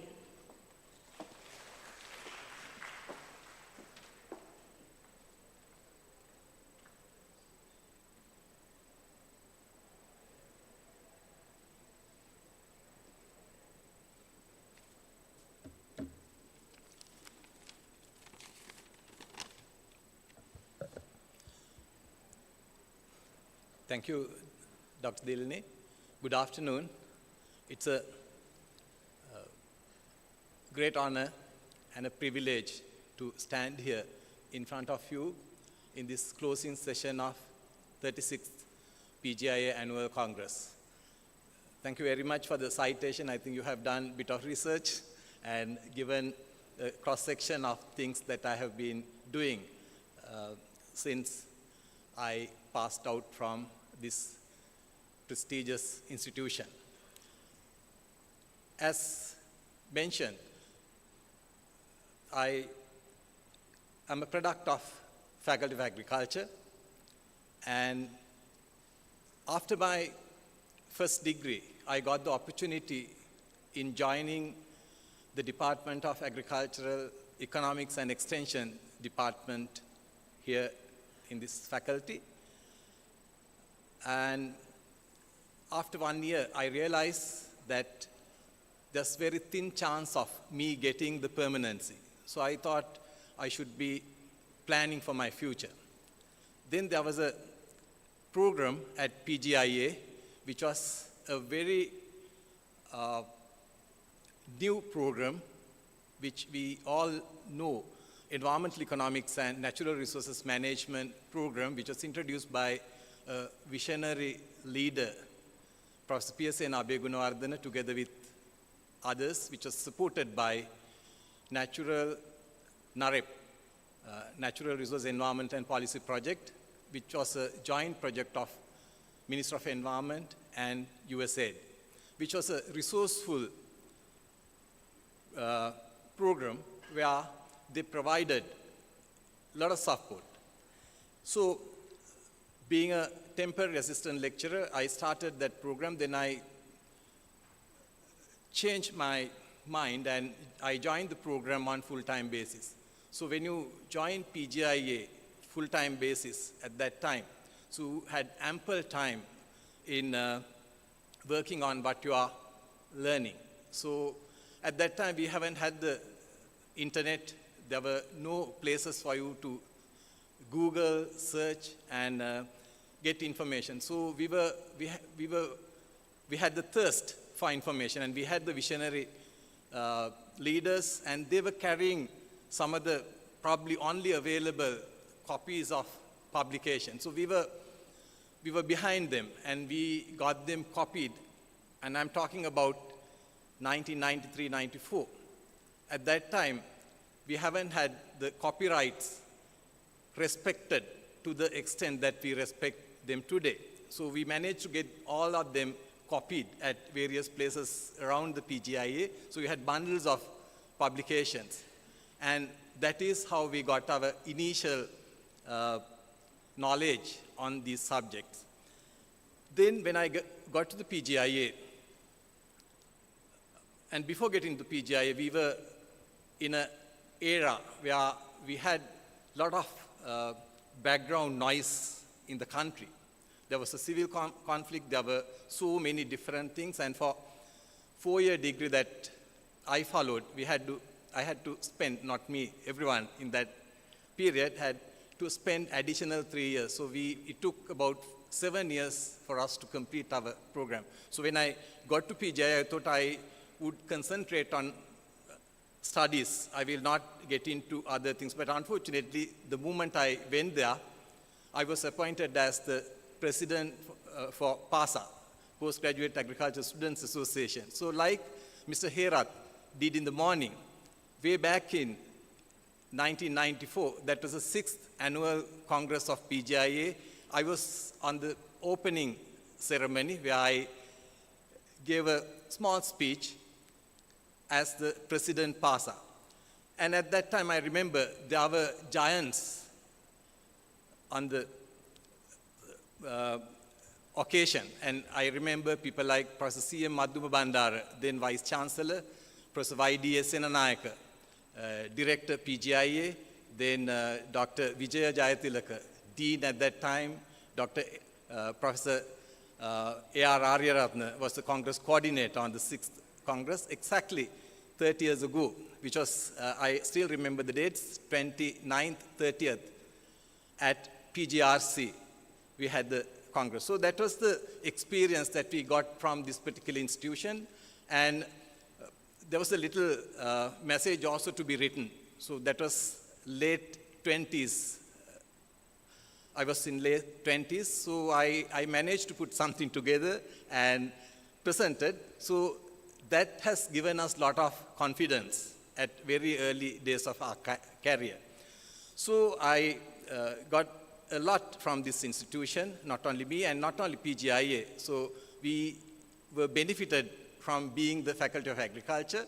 So we started there, then came to PGIA. Then there were courses like environmental economics, environmental impact assessment, and I still remember there was a great program called Environmental Impact Assessment Intensive Training Program, which lasted for 10 days. So we, as postgraduate students, actually that was done for all the postgraduate students in the country at that time. So we got engineering students, we got management, so all of them put together, and we were given a 10-day program. At that time, there were 10-day programs carrying out in Sri Lanka for environmental impact assessment. So we had the benefit of going through that program, and subsequently, it greatly helped me in getting my work done. So while I was in the latter part of my master's program, I got selected. Actually, I got 2 offers. I got selected to Central Environmental Authority. At the same time, I got another offer from Department of Agriculture as a agriculture service. So I was debating where should I go. Then I remember Professor Hemasiri Kottagama. He spoke to me. He told me, if you go to Agriculture Department, you will be another RO. So you better choose the other one. So you will be threading in a different path. That is what I did. And I'm very happy that I selected a different path, and I ended up in serving in many institutions. So I joined Central Environmental Authority as an environmental officer in Natural Resources Management, where the main task was doing the environmental impact assessments. So I had the training, so it was easy for me to get the work done. And also, those days, we studied a lot, and we wanted to explore. Whenever we got a visiting lecturer, we never allowed him to leave. We asked questions, we got whatever the materials available. So we had that thirst and we got a lot of background information, so we were ready to put them into practice. So I got the great opportunity in serving in this particular institution, and within the shortest period of time, I think that was less than 3 years, I got promoted to assistant director in natural resource management. So we were administering environmental impact assessment at Central Environmental Authority very, very passionately. And also we had the other links. That's the beauty of this institution. At that time, the very individual who started the program went to Asian Development Bank. So he was running a program at Asian Development Bank, and Professor Hemasiri Kotagama was in the faculty. So Professor Abhigunawardena started a project by the name APRETA, Asia Pacific Regional Environmental Economics Technical Assistance. Long name, but it had components for our neighboring countries. So Sri Lanka was one. That was another opportunity where people who were trained from this institution ended up in different places. So we got Asian Development Bank, Sri Lanka office, the PGIA, Central Environmental Authority, and National Planning Department. So 4 institutions put their heads together, and we developed the first guidelines for Sri Lanka on how to carry out environmental economic assessments in EIAs. So that guideline still there in the Central Environmental Authority guidance document. So those are really good things that we managed to contribute. Then things changed. So I was very happy doing my work. Then there was a friend of mine at NARA. So he once spoke to me and told me that they are going to start a new division called environmental, they were looking for an economist, and the division was socioeconomic and market research. I never had the interest in moving out, but he explained it to me. It's a new division, and there are going to be a lot of scope. So I wanted to apply. Since I was working for a government institution, I had to apply through my supervisor. So she spoke to me and said, you have a better career here, don't leave. I managed to convince him, and I got selected. When I tried to leave, I couldn't leave because just before that, I got the opportunity of getting advanced training elsewhere, so I was bonded. Then the NARA chairman started asking me, I say, you got selected, you are not coming. I said, sorry sir, I won't be able to come because I have a bond. He said, fine, I will deal with it. Then he managed to convince the Central Environmental Authority, and he got me to NARA with a bond. So he said, this is excellent. You have never worked for me. I'm getting you with a bond for 2 years. So I started there, and I was the youngest to head a division at that time. Everybody else, there were 7 different divisions. I was the head of this particular division. Everywhere else, there were PhDs, but I was just there with the masters from this institution.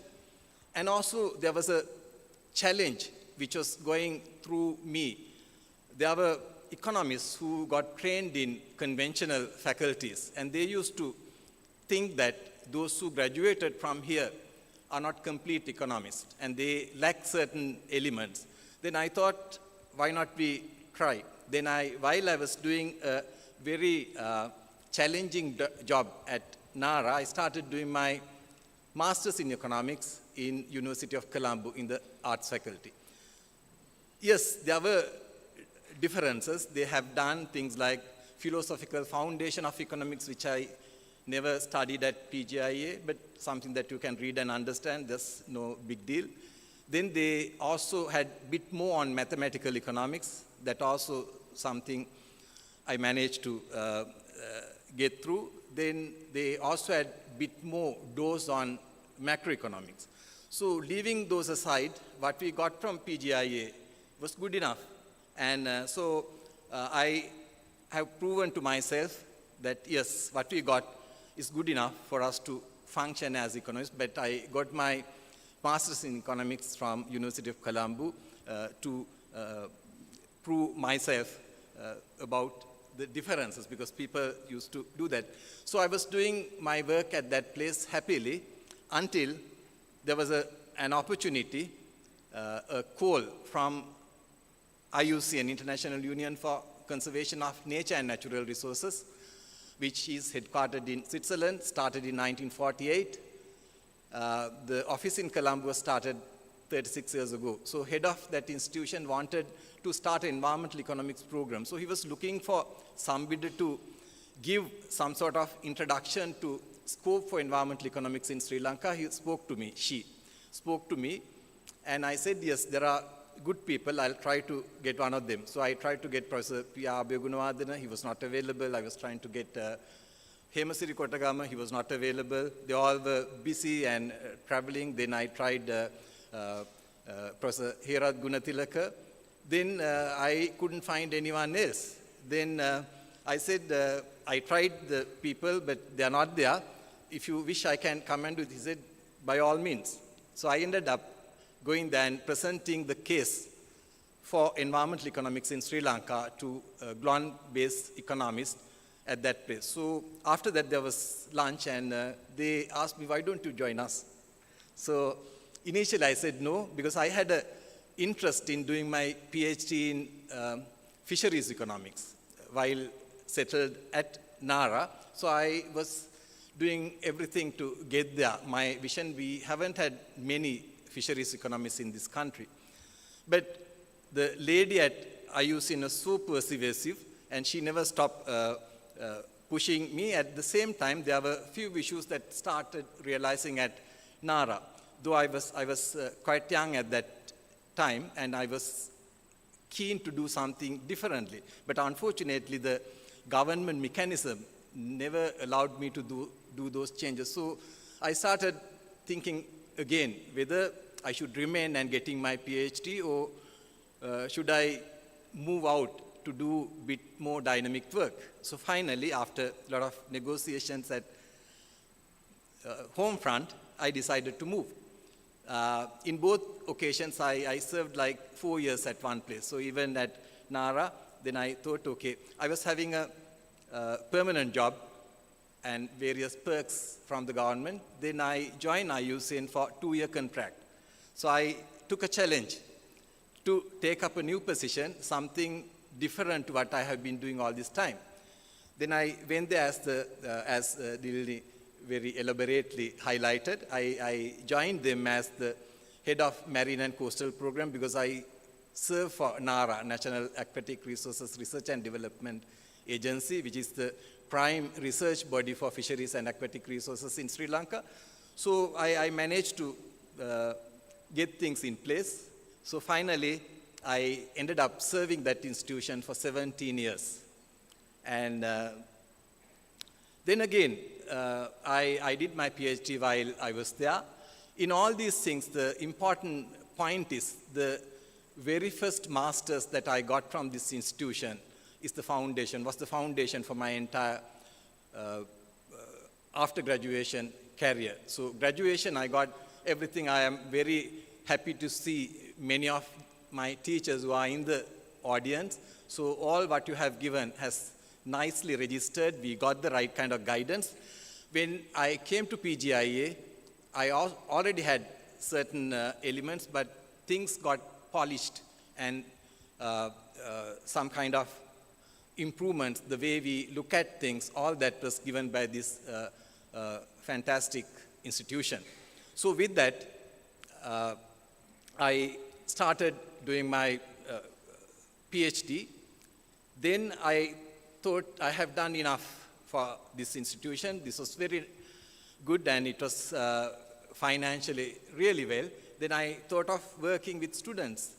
In my entire career, I have been teaching at various universities on visiting basis. I think I have served in almost all the universities, Colombo, Moratuwa, Peradeniya, Ruhuna, Rajarata, Sabaragamuwa. So I was doing the courses that I learned at PGIA, like natural resource management, conservation financing, and environmental impact assessment, all that. So I was doing all that, and I started thinking I have done enough for conservation, why not I consider joining academia.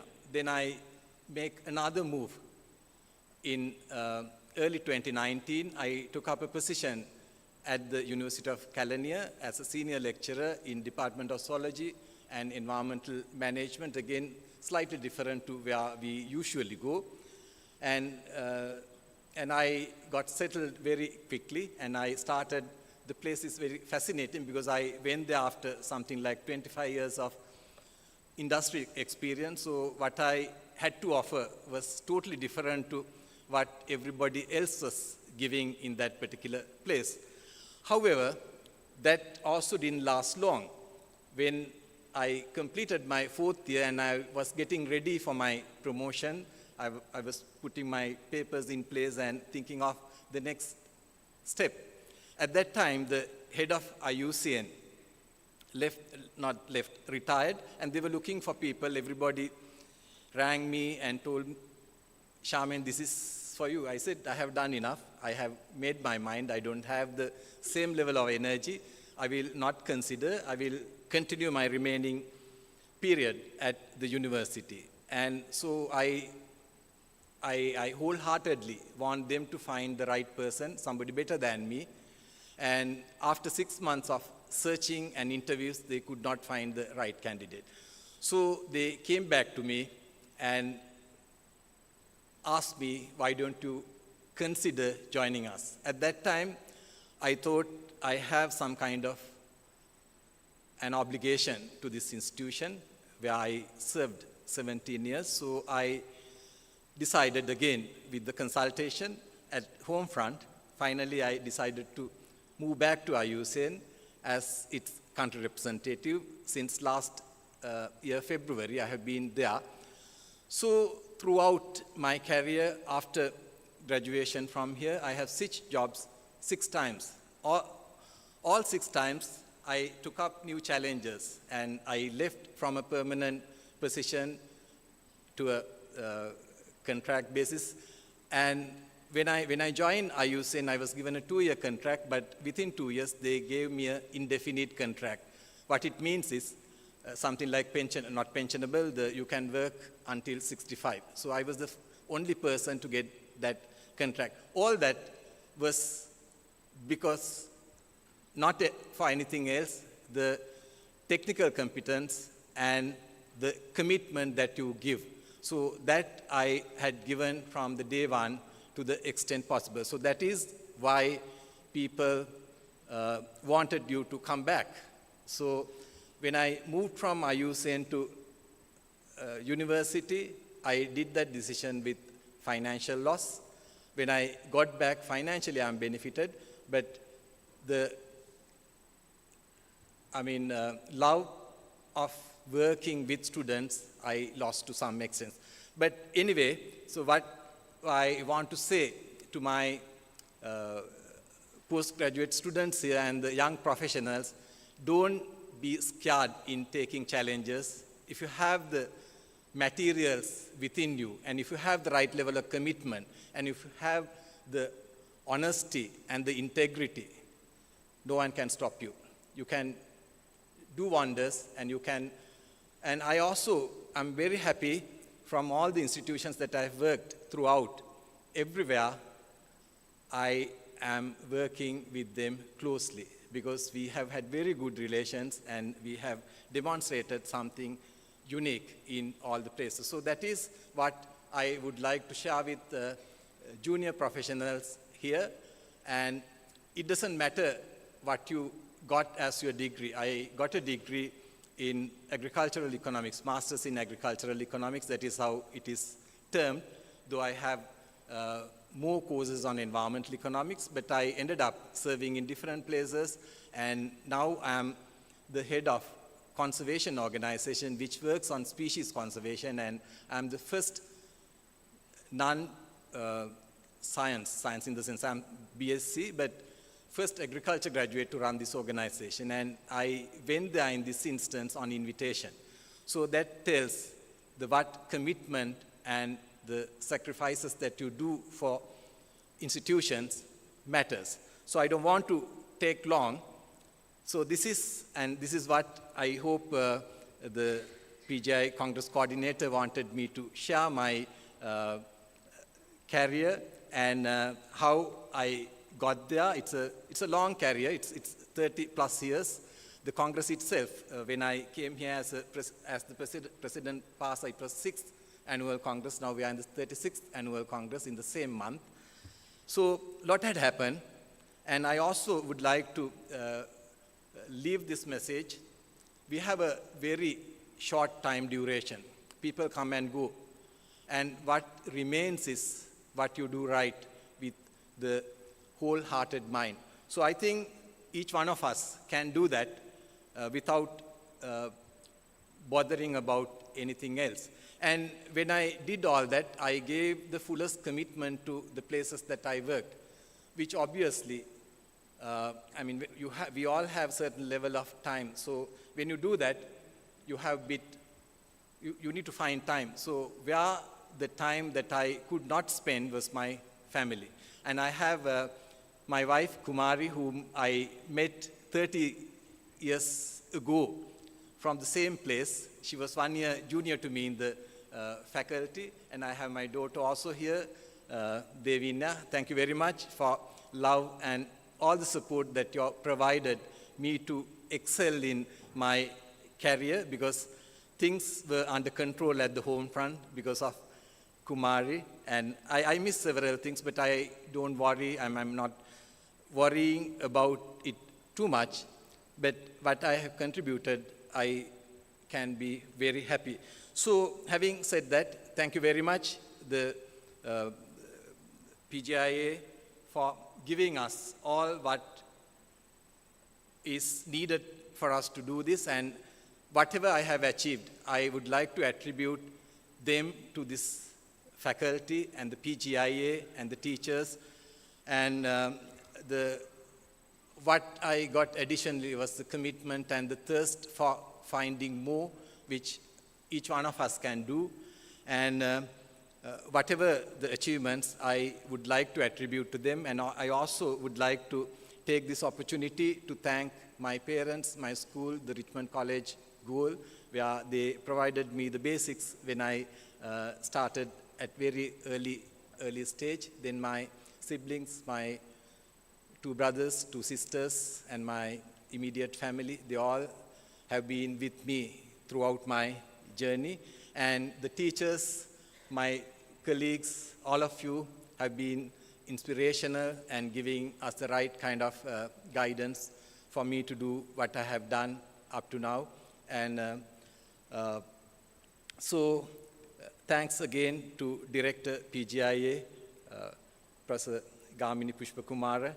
And now we were talking during our break, we have come to levels where we are at the decision-making level, and we know the value of these institutions. And I am very happy to see that the collaborations we have other universities, external universities here, so the collaboration is the way to go. I'm very happy to talk to Professor Pushpakumara about having some sort of formal collaboration with our institutions, where in time to come, those will be the platforms for students to learn and share. And thank you very much again for this great opportunity. It's a great honor and a privilege. I can't explain the feelings that I have to say, address all of you after getting training from this faculty and the postgraduate institute. I got other masters and I got external training, but I still value the training that I got from PGIA, because that I got at very early stage of my life, and we got it in the hard way. We haven't had shortcuts. We went through tough cycles and a few other things if we have other students, and we also look for opportunities. I remember in somewhere in 1993, there was this Agricultural Economics Association, which was established, I think, during Professor Yogaratnam's time, but it was not functional at the time in early 90s. Then Professor P.S.N. Abhegunawardena did a lot of work to revive that. And we as young students, we work with them in reviving them. Now that organization, that association is thriving, and I'm currently the vice president. I'll be taking over next year as the president. So those are little initiatives, but they have gone a long way, and I would like to share with all young professionals, our time would be short. If you do the right thing, it will help you, and also it will help in the future generations to come. Thank you very much, and Ayubowan. Thank you, sir. We kindly request Dr. Shaman Vidanage to remain on stage. Now I cordially invite the Director PGIA, Professor D.K. N.G. Pushpakumara, to present the token of appreciation to Dr. Shaman Vidanage.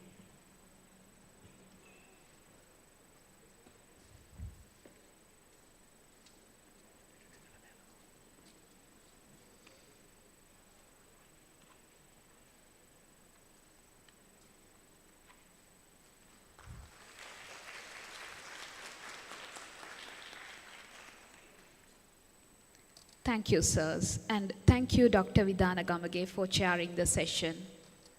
So, ladies and gentlemen, now we are about to witness the much-awaited event of the Congress, the announcement of the award recipients. We would like to invite Dr. Kumudu Aryavansa to announce the names of award recipients.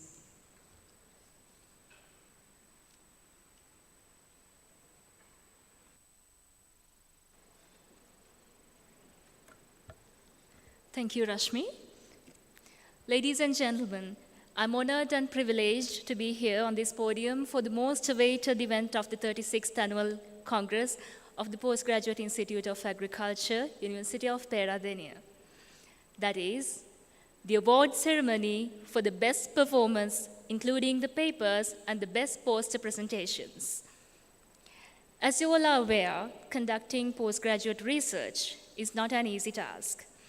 If I brief the major activities, that journey begins with the identification of a researchable topic that is with local, national, and international significance.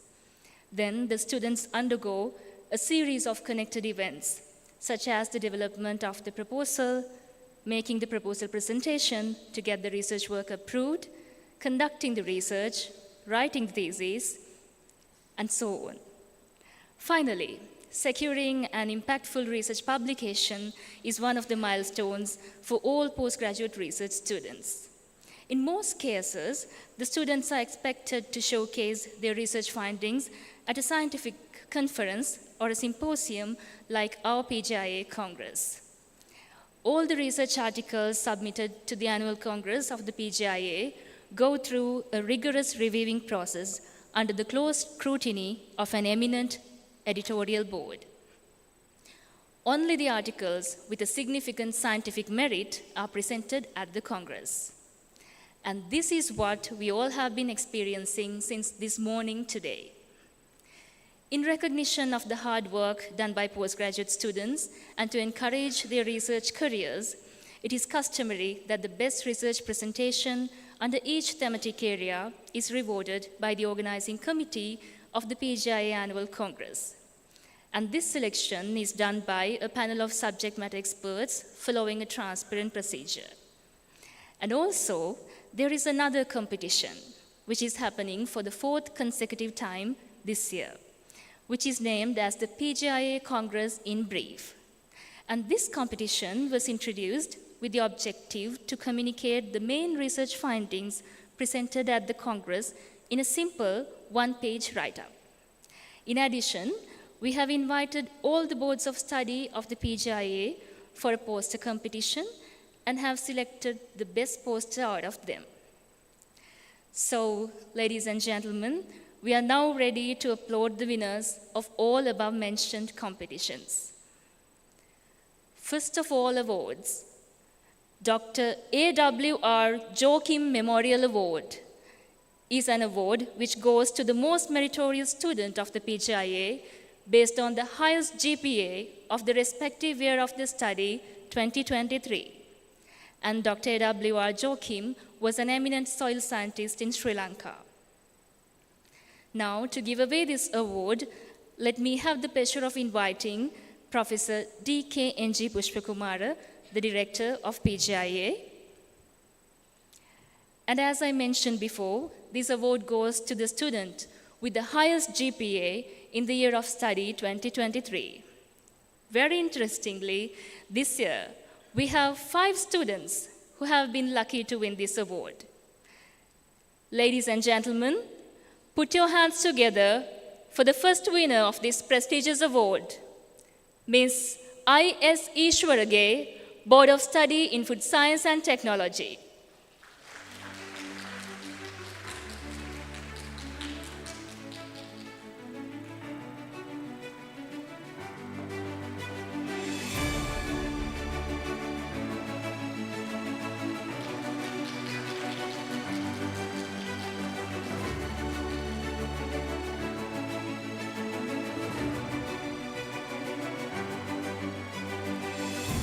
The next winner is Ms. M.N.D. Vitarana, Board of Study in Food Science and Technology.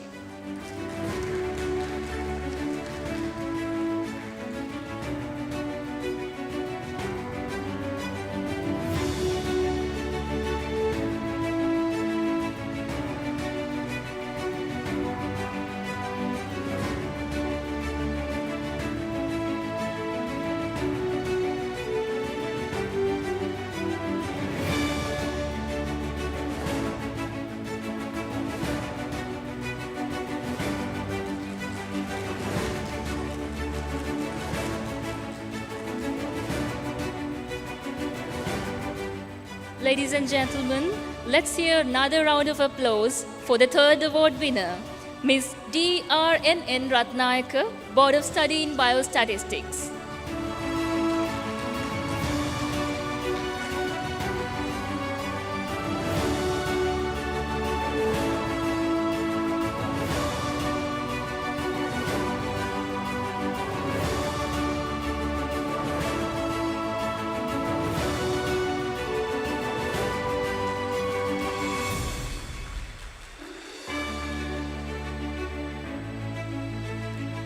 Next, Ms. K.A.M.R.P. Atapattu, Board of Study in Crop Science. Put your hands together for the next Joachim Award winner.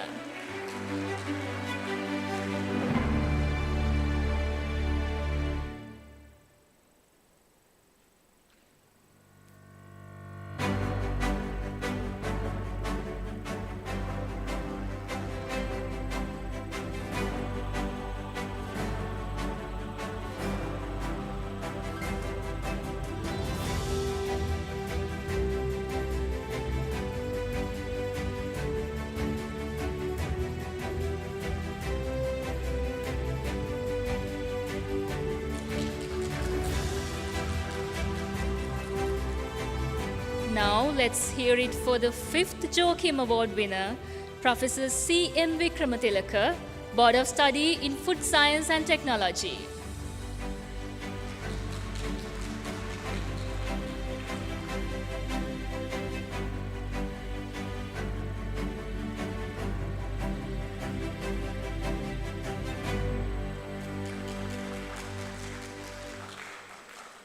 Congratulations for all the 5 winners, and Director Sir, we kindly request you to remain on the stage for a while.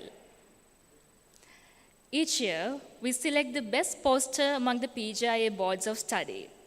And this year, we have received 10 posters, and those were evaluated by an eminent judging panel. Ladies and gentlemen, this year, the best Board of Study poster award goes to the Board of Study in Plant Protection. So I invite a member representing the Board of Study of Plant Protection to come to the stage to receive the award.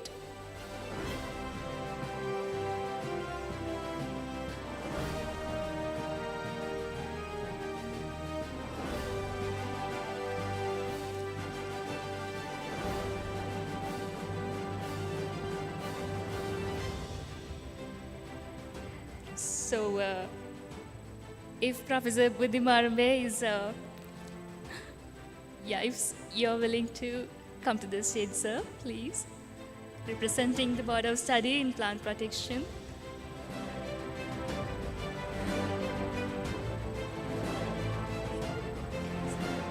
Thank you very much, sir.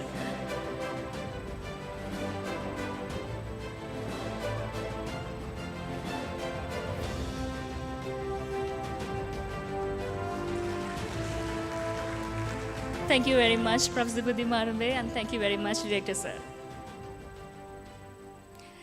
And now, it's time to award the winners of the technical sessions. To give away these awards, let me now invite Dr. D.N. Vidanagamage, the coordinator of this year's PGIA Congress. The poster session today was on the theme of agricultural production and productivity improvement. Ladies and gentlemen, the winner of the poster session is Ms. Fazna Rafiq.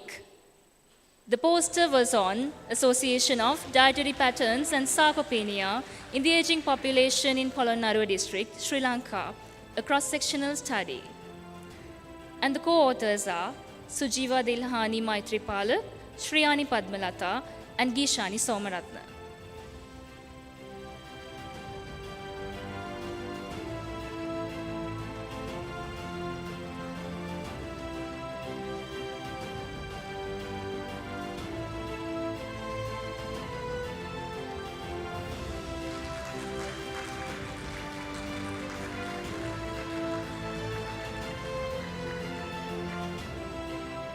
And now, we are ready to give away the awards for the best research presentations of oral sessions. Session 1 was on the theme of agronomic interventions for sustainable agriculture. The best presenter of the session is GDSP Rajapaksha for the paper titled Effect of Growing Environment on the Quality and Quantity of Dotty Yield. This paper is co-authored by PMPC Gunatilaka, JK Vidanarachi, BC Jayawardena, B. Niruparaj, MDST De Cruz, Vijay Sekara, and PCG Bandaranayaka. Session 2 was on the theme Advancements in Pest Management and Crop Resilience. The Best Presenter Award of the session goes to Ms. Nayani Dayaratna for the paper titled Morphological and Molecular Characterization of Leaves from Selected Associations of Jackfruit Available in Sri Lanka. This paper is co-authored by N.U. Jayawardena and V.N.S. Sirimalwatta.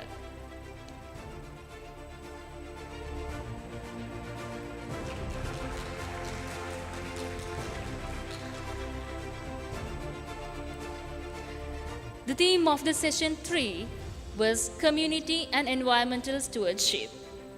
And the best presenter of the session is Ms. C.A.K. Disanayaka for the paper titled Relationship of Perceived Extension Worker Characteristics with the Adoption of Value-Added Technologies by the Beneficiaries. This paper is co-authored by W. Jayatilaka, H.V.A. Vikramasuriya, U. Disanayaka, and W.M.C.B. Vasala.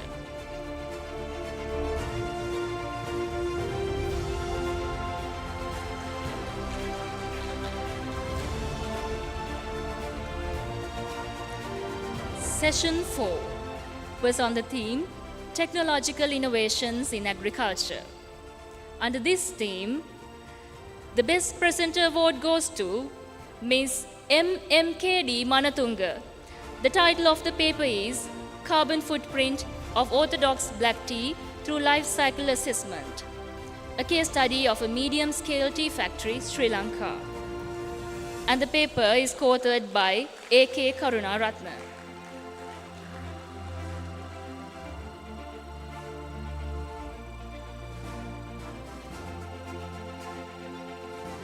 Thank you, Dr. D.N. Vidanagamage. It seems like the final award winner is absent in-house. Thank you very much, sir. Among the presentations made today, 3 research presentations were selected and ranked as the best 3 presentations based on their science communication skills. And this award is exclusively for the students of the PGIA. So this award is named as PGIA Alumni Association Award. To give away this award, let me now cordially invite our distinguished alumni of the PGIA and country representative of the IUCN, Dr. Charmaine Vidanage, on stage.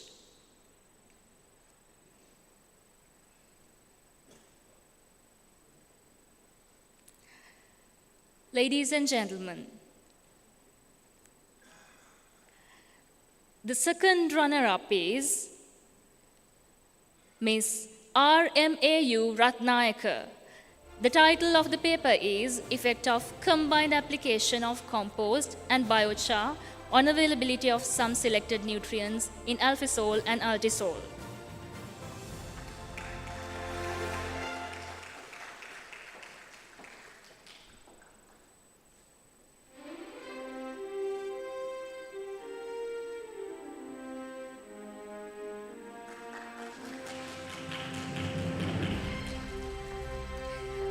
The first runner-up is Ms. MMKD Manatunga on the paper titled Carbon Footprint of Orthodox Black Tea Through Life Cycle Assessment, a case study of a medium-scale tea factory, Sri Lanka. Ladies and gentlemen, the winner of the Alumni Award 2024 is Ms. Nayani Dayaratna. The paper was on morphological and molecular characterization of leaves from selected accessions of jackfruit available in Sri Lanka.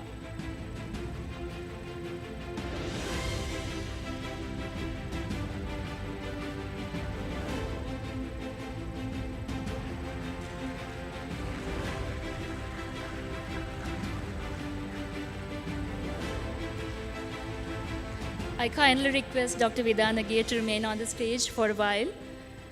Now, it is time to announce the winners of the competition, PGIA Congress in brief.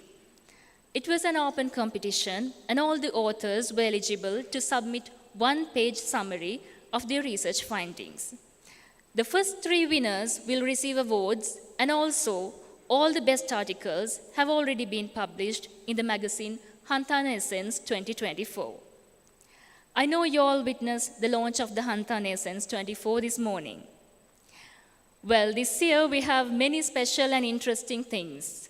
In this competition as well, we have 3 first runner-ups.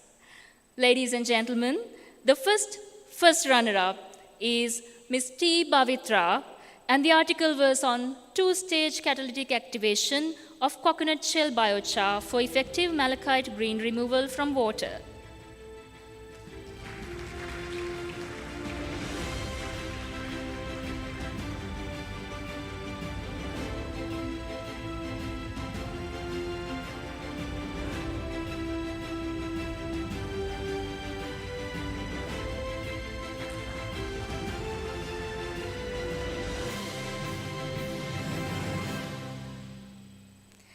The next first runner-up is Ms. MMKD Manatunga for the article titled Assessing the Carbon Footprint of Sri Lankan Black Tea Production. The next first runner-up is Ms. Sulaima Rasmia Begum for the article titled Assessment of Pollution in Lagoons Using Water Quality Indices, a case study in Saindamardu Coastal Lagoon, Sri Lanka.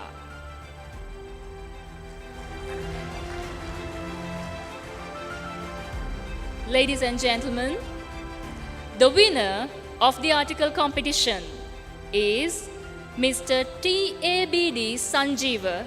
The article was on current status of weed management in maize cultivation in the north central province of Sri Lanka.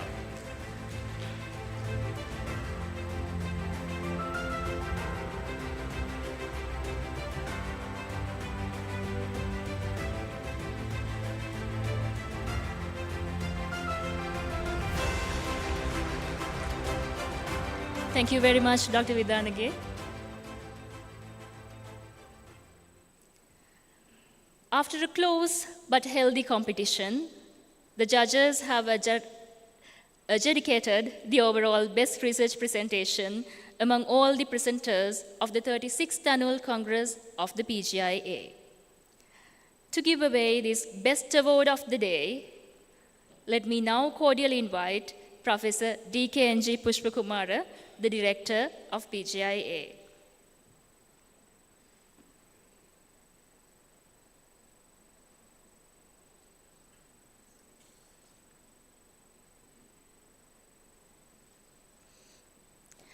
Ladies and gentlemen, put your hands together for the overall best research presentation or the best of the best for the day. The winner is Ms. Nayani Dayaratna for the paper titled Morphological and Molecular Characterization of Leaves from Selected Accessions of Jackfruit available in Sri Lanka.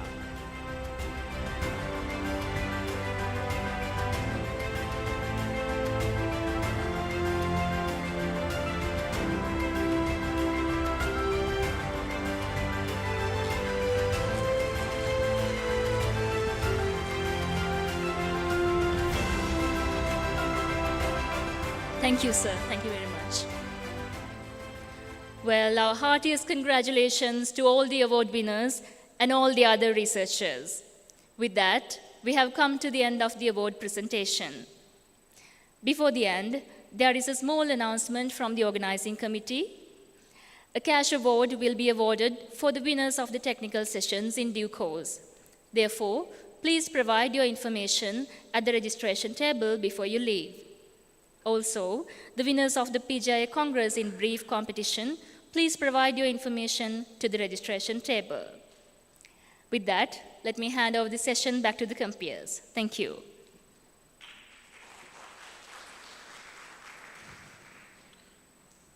Thank you, madam. Let us give our heartiest congratulations to all award recipients with a big applause. Now, let me invite Dr. D.N. Vidanagamage, Congress Coordinator 2024, to propose the closing remarks.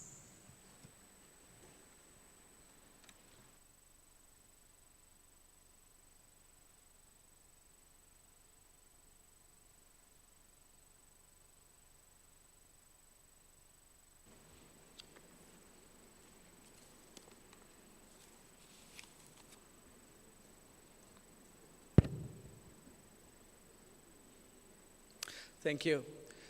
Good afternoon, ladies and gentlemen. Now we have completed our agenda today and come to the end of our intensive scientific program. As you witness, this Congress has been a success.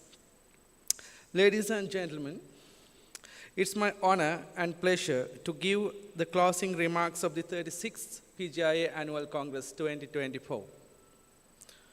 As mentioned elsewhere, the 36th PGIA Annual Congress continued the long tradition of gathering postgraduate students, academia, and scientists from all over the world on a broad spectrum of disciplines and perspectives around common theme, precision agriculture towards resilient food systems.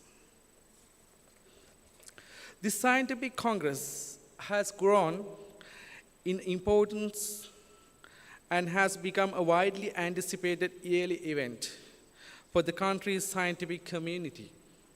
The PGIA Congress gathers postgraduate students and young scientists from Sri Lanka and around the world to disseminate key findings of their research and that have led or are leading to higher degrees in agriculture and allied sciences. The annual Congress has also been a forum for connecting students, researchers, academia, policymakers, agribusiness entrepreneurs, and the general public. This year, we received over 40 full-length manuscripts. After a rigorous peer reviewing process, 35 papers were selected to be presented at the 36th Annual Congress. All 35 abstracts were included in the proceedings of the 36th Annual Congress of the PGIA. As you witness, the presenters with high standards of scientific excellence were recognized through awards. 11 good full-length articles representing all major disciplines were published in the first issue of TAR Journal. The Tropical Agricultural Research is one of the most top-ranking index journals in the country. Since 2017, pre-Congress workshops have been held as a part of the PGIA Annual Congress to help young researchers, scientists, and postgraduate students to improve their scientific communication skills. This year, we held 5 pre-Congress workshops on various aspects of publishing and presenting scientific information. Workshop 1 was on how to conduct a systematic literature review, coordinated by Dr. Anuradha Jayavira. Workshop 2, the machine learning for advanced research and industry application, coordinated by Dr. Pawani Disanayaka. Workshop 3, data analysis using statistical methods, coordinated by Dr. Dinisha Balagalla.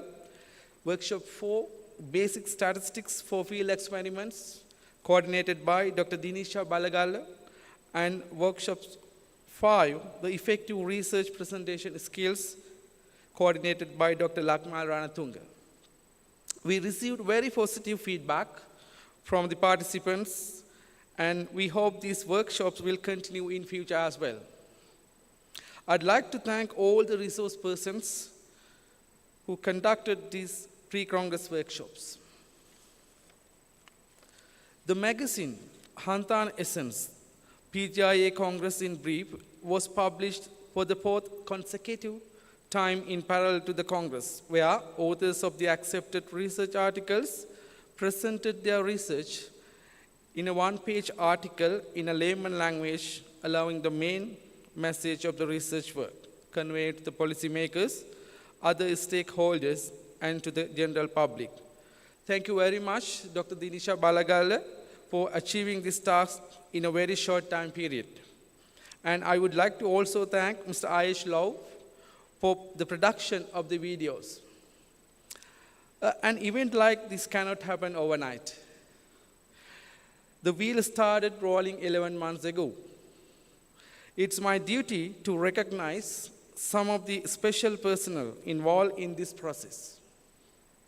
I would like to start by saying a big thank you to everyone who has supported me in different ways.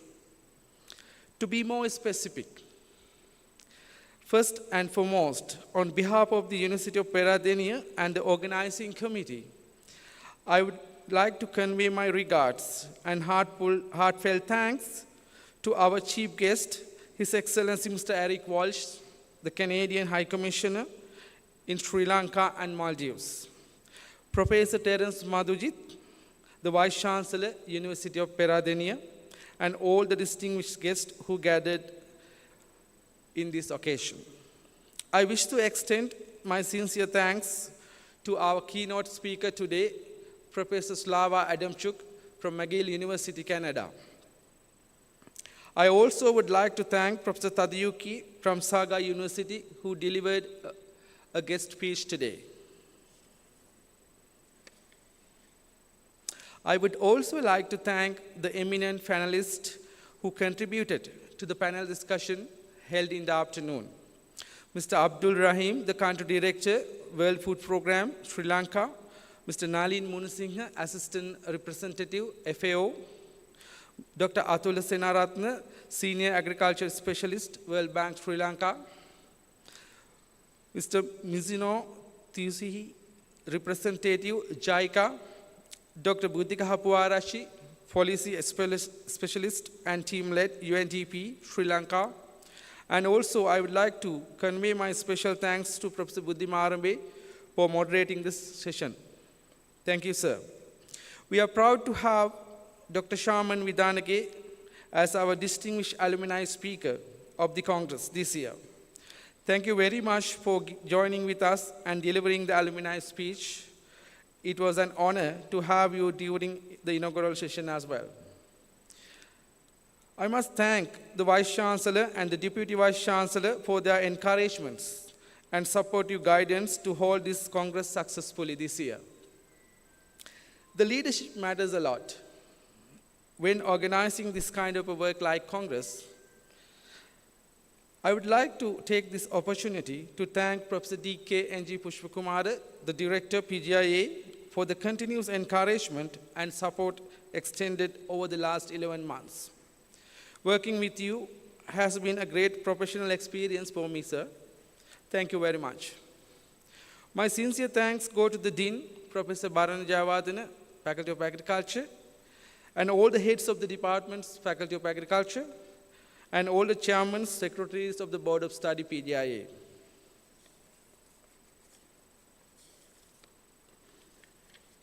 And also, I would like to convey my sincere gratitudes all the teaching panel members of the PGIA for giving their fullest support whenever needed.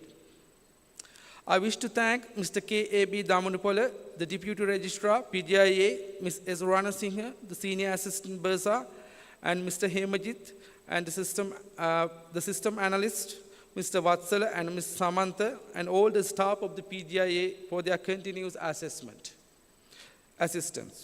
A special thank to Mr. Isuru Kasturiarachi for the production of TAR and Hantaneson's launching videos. The organizing committee of PGIA Congress 2024 consists of 35 members who worked under 5 subcommittees. Publicity and Fundraising Committee was led by Dr. Anuradha Jayavira. Session Committee was led by Dr. Samantha Dissanayaka. Registration Committee was led by Dr. Rasanjali Samarakon. Logistic Committee was led by Dr. Nuandi Silva. The 4 subcommittees were dominated by young blood of the faculty. Members were highly dedicated and very target-oriented. Hence, the organizing activities took place in a very timely fashion. I don't have words to express my gratitude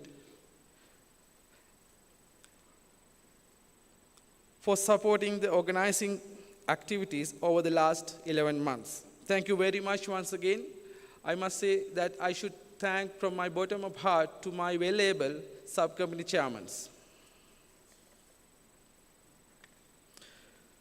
For the first time in the PGIA Congress, we introduced the QR system linked with the conference documents, which save quite a bit of time and also the printing of papers and plastics.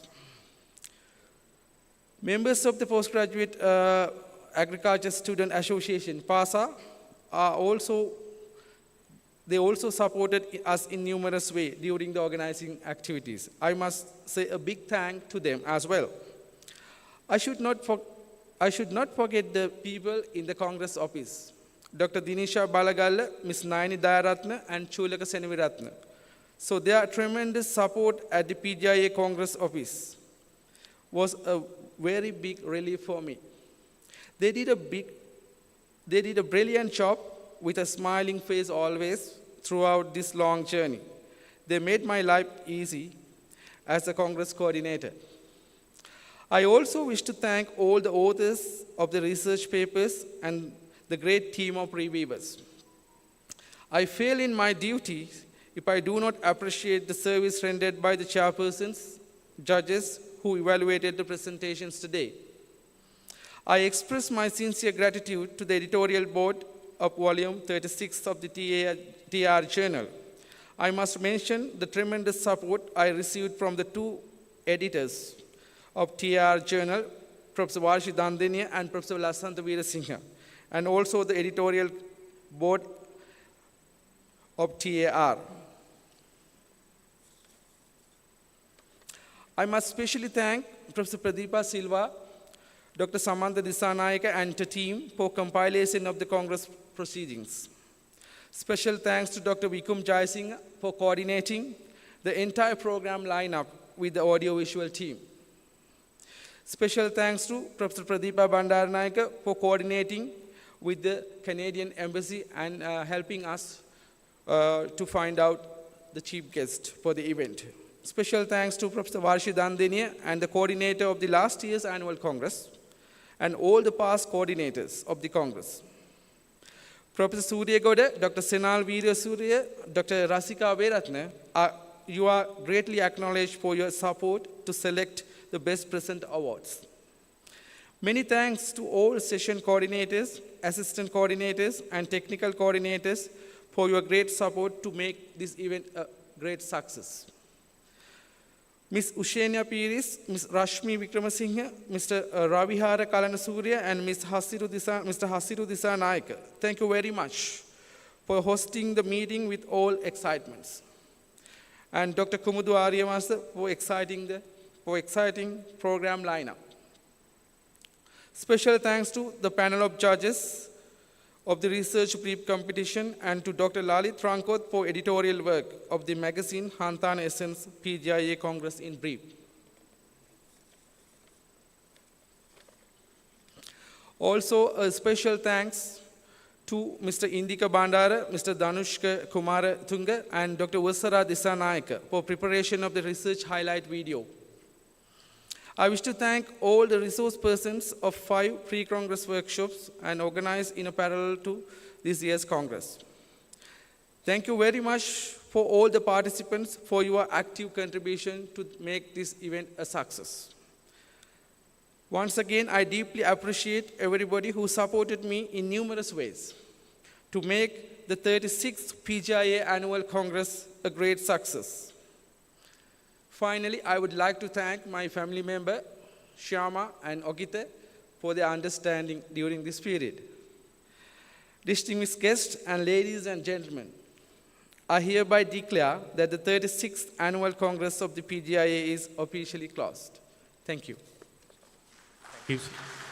Thank you, sir. I request you to remain on stage for a while. We, as Sri Lankans, will never fail in our duty of appreciation. I invite you all to join with us to show our sincere gratitude to the coordinator of 36th PGIA Annual Congress for his most untiring efforts in making the 36th Annual Congress a great success. To give away the token of appreciation to Dr. D.N. Vidana Gamage, we cordially invite Professor D.K.N.G. Pushpakumara, the Director of PGIA.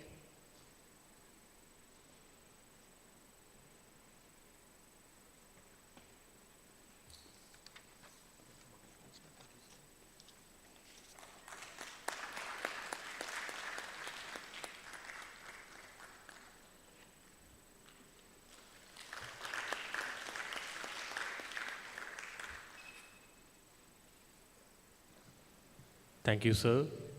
Ladies and gentlemen, to propose the vote of thanks, let me now invite Ms. H.A.S.V. Attanayaka, Secretary of Postgraduate Agriculture Students Association.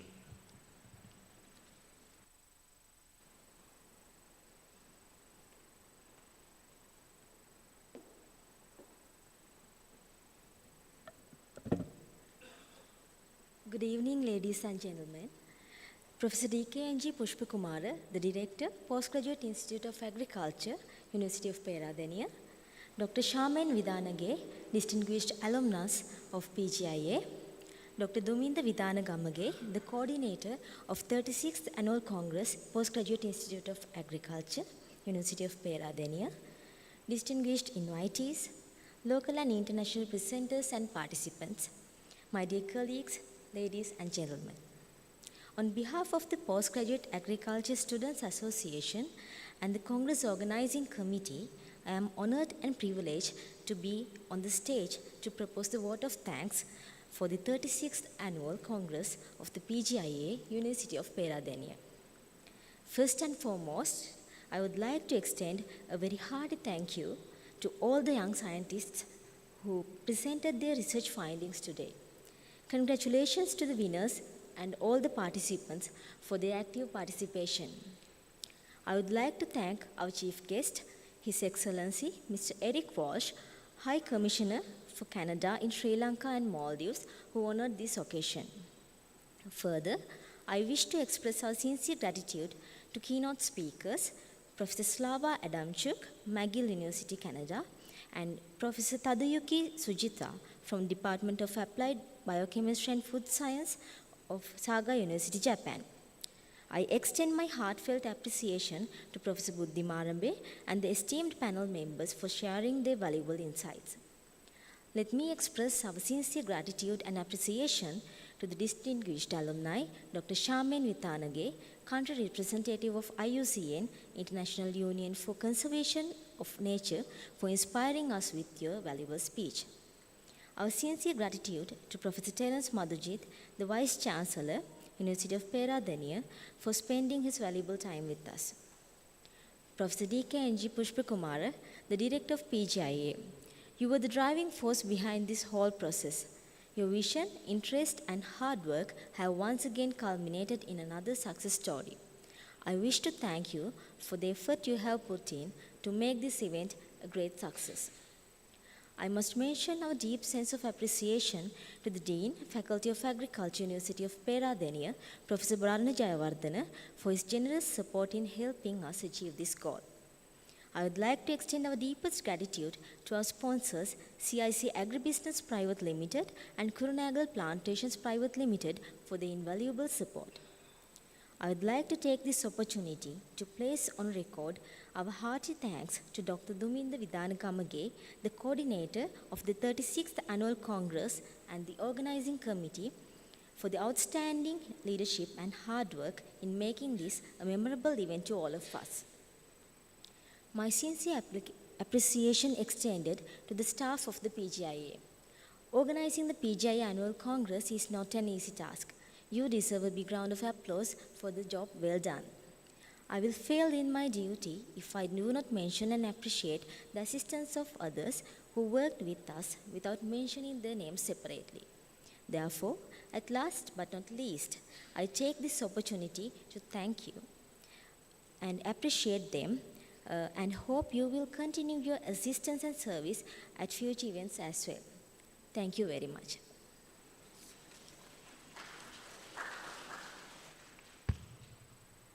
Thank you, Ms. Sattanayaka. Ladies and gentlemen, we have successfully concluded the 36th Annual Congress of the Postgraduate Institute of Agriculture. To mark the end, please rise for the national anthem.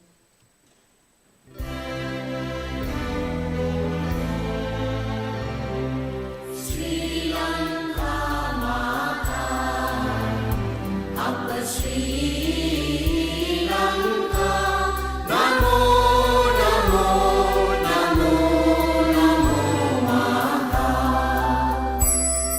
Sundara Sri Barini, Surani Ati Sobamana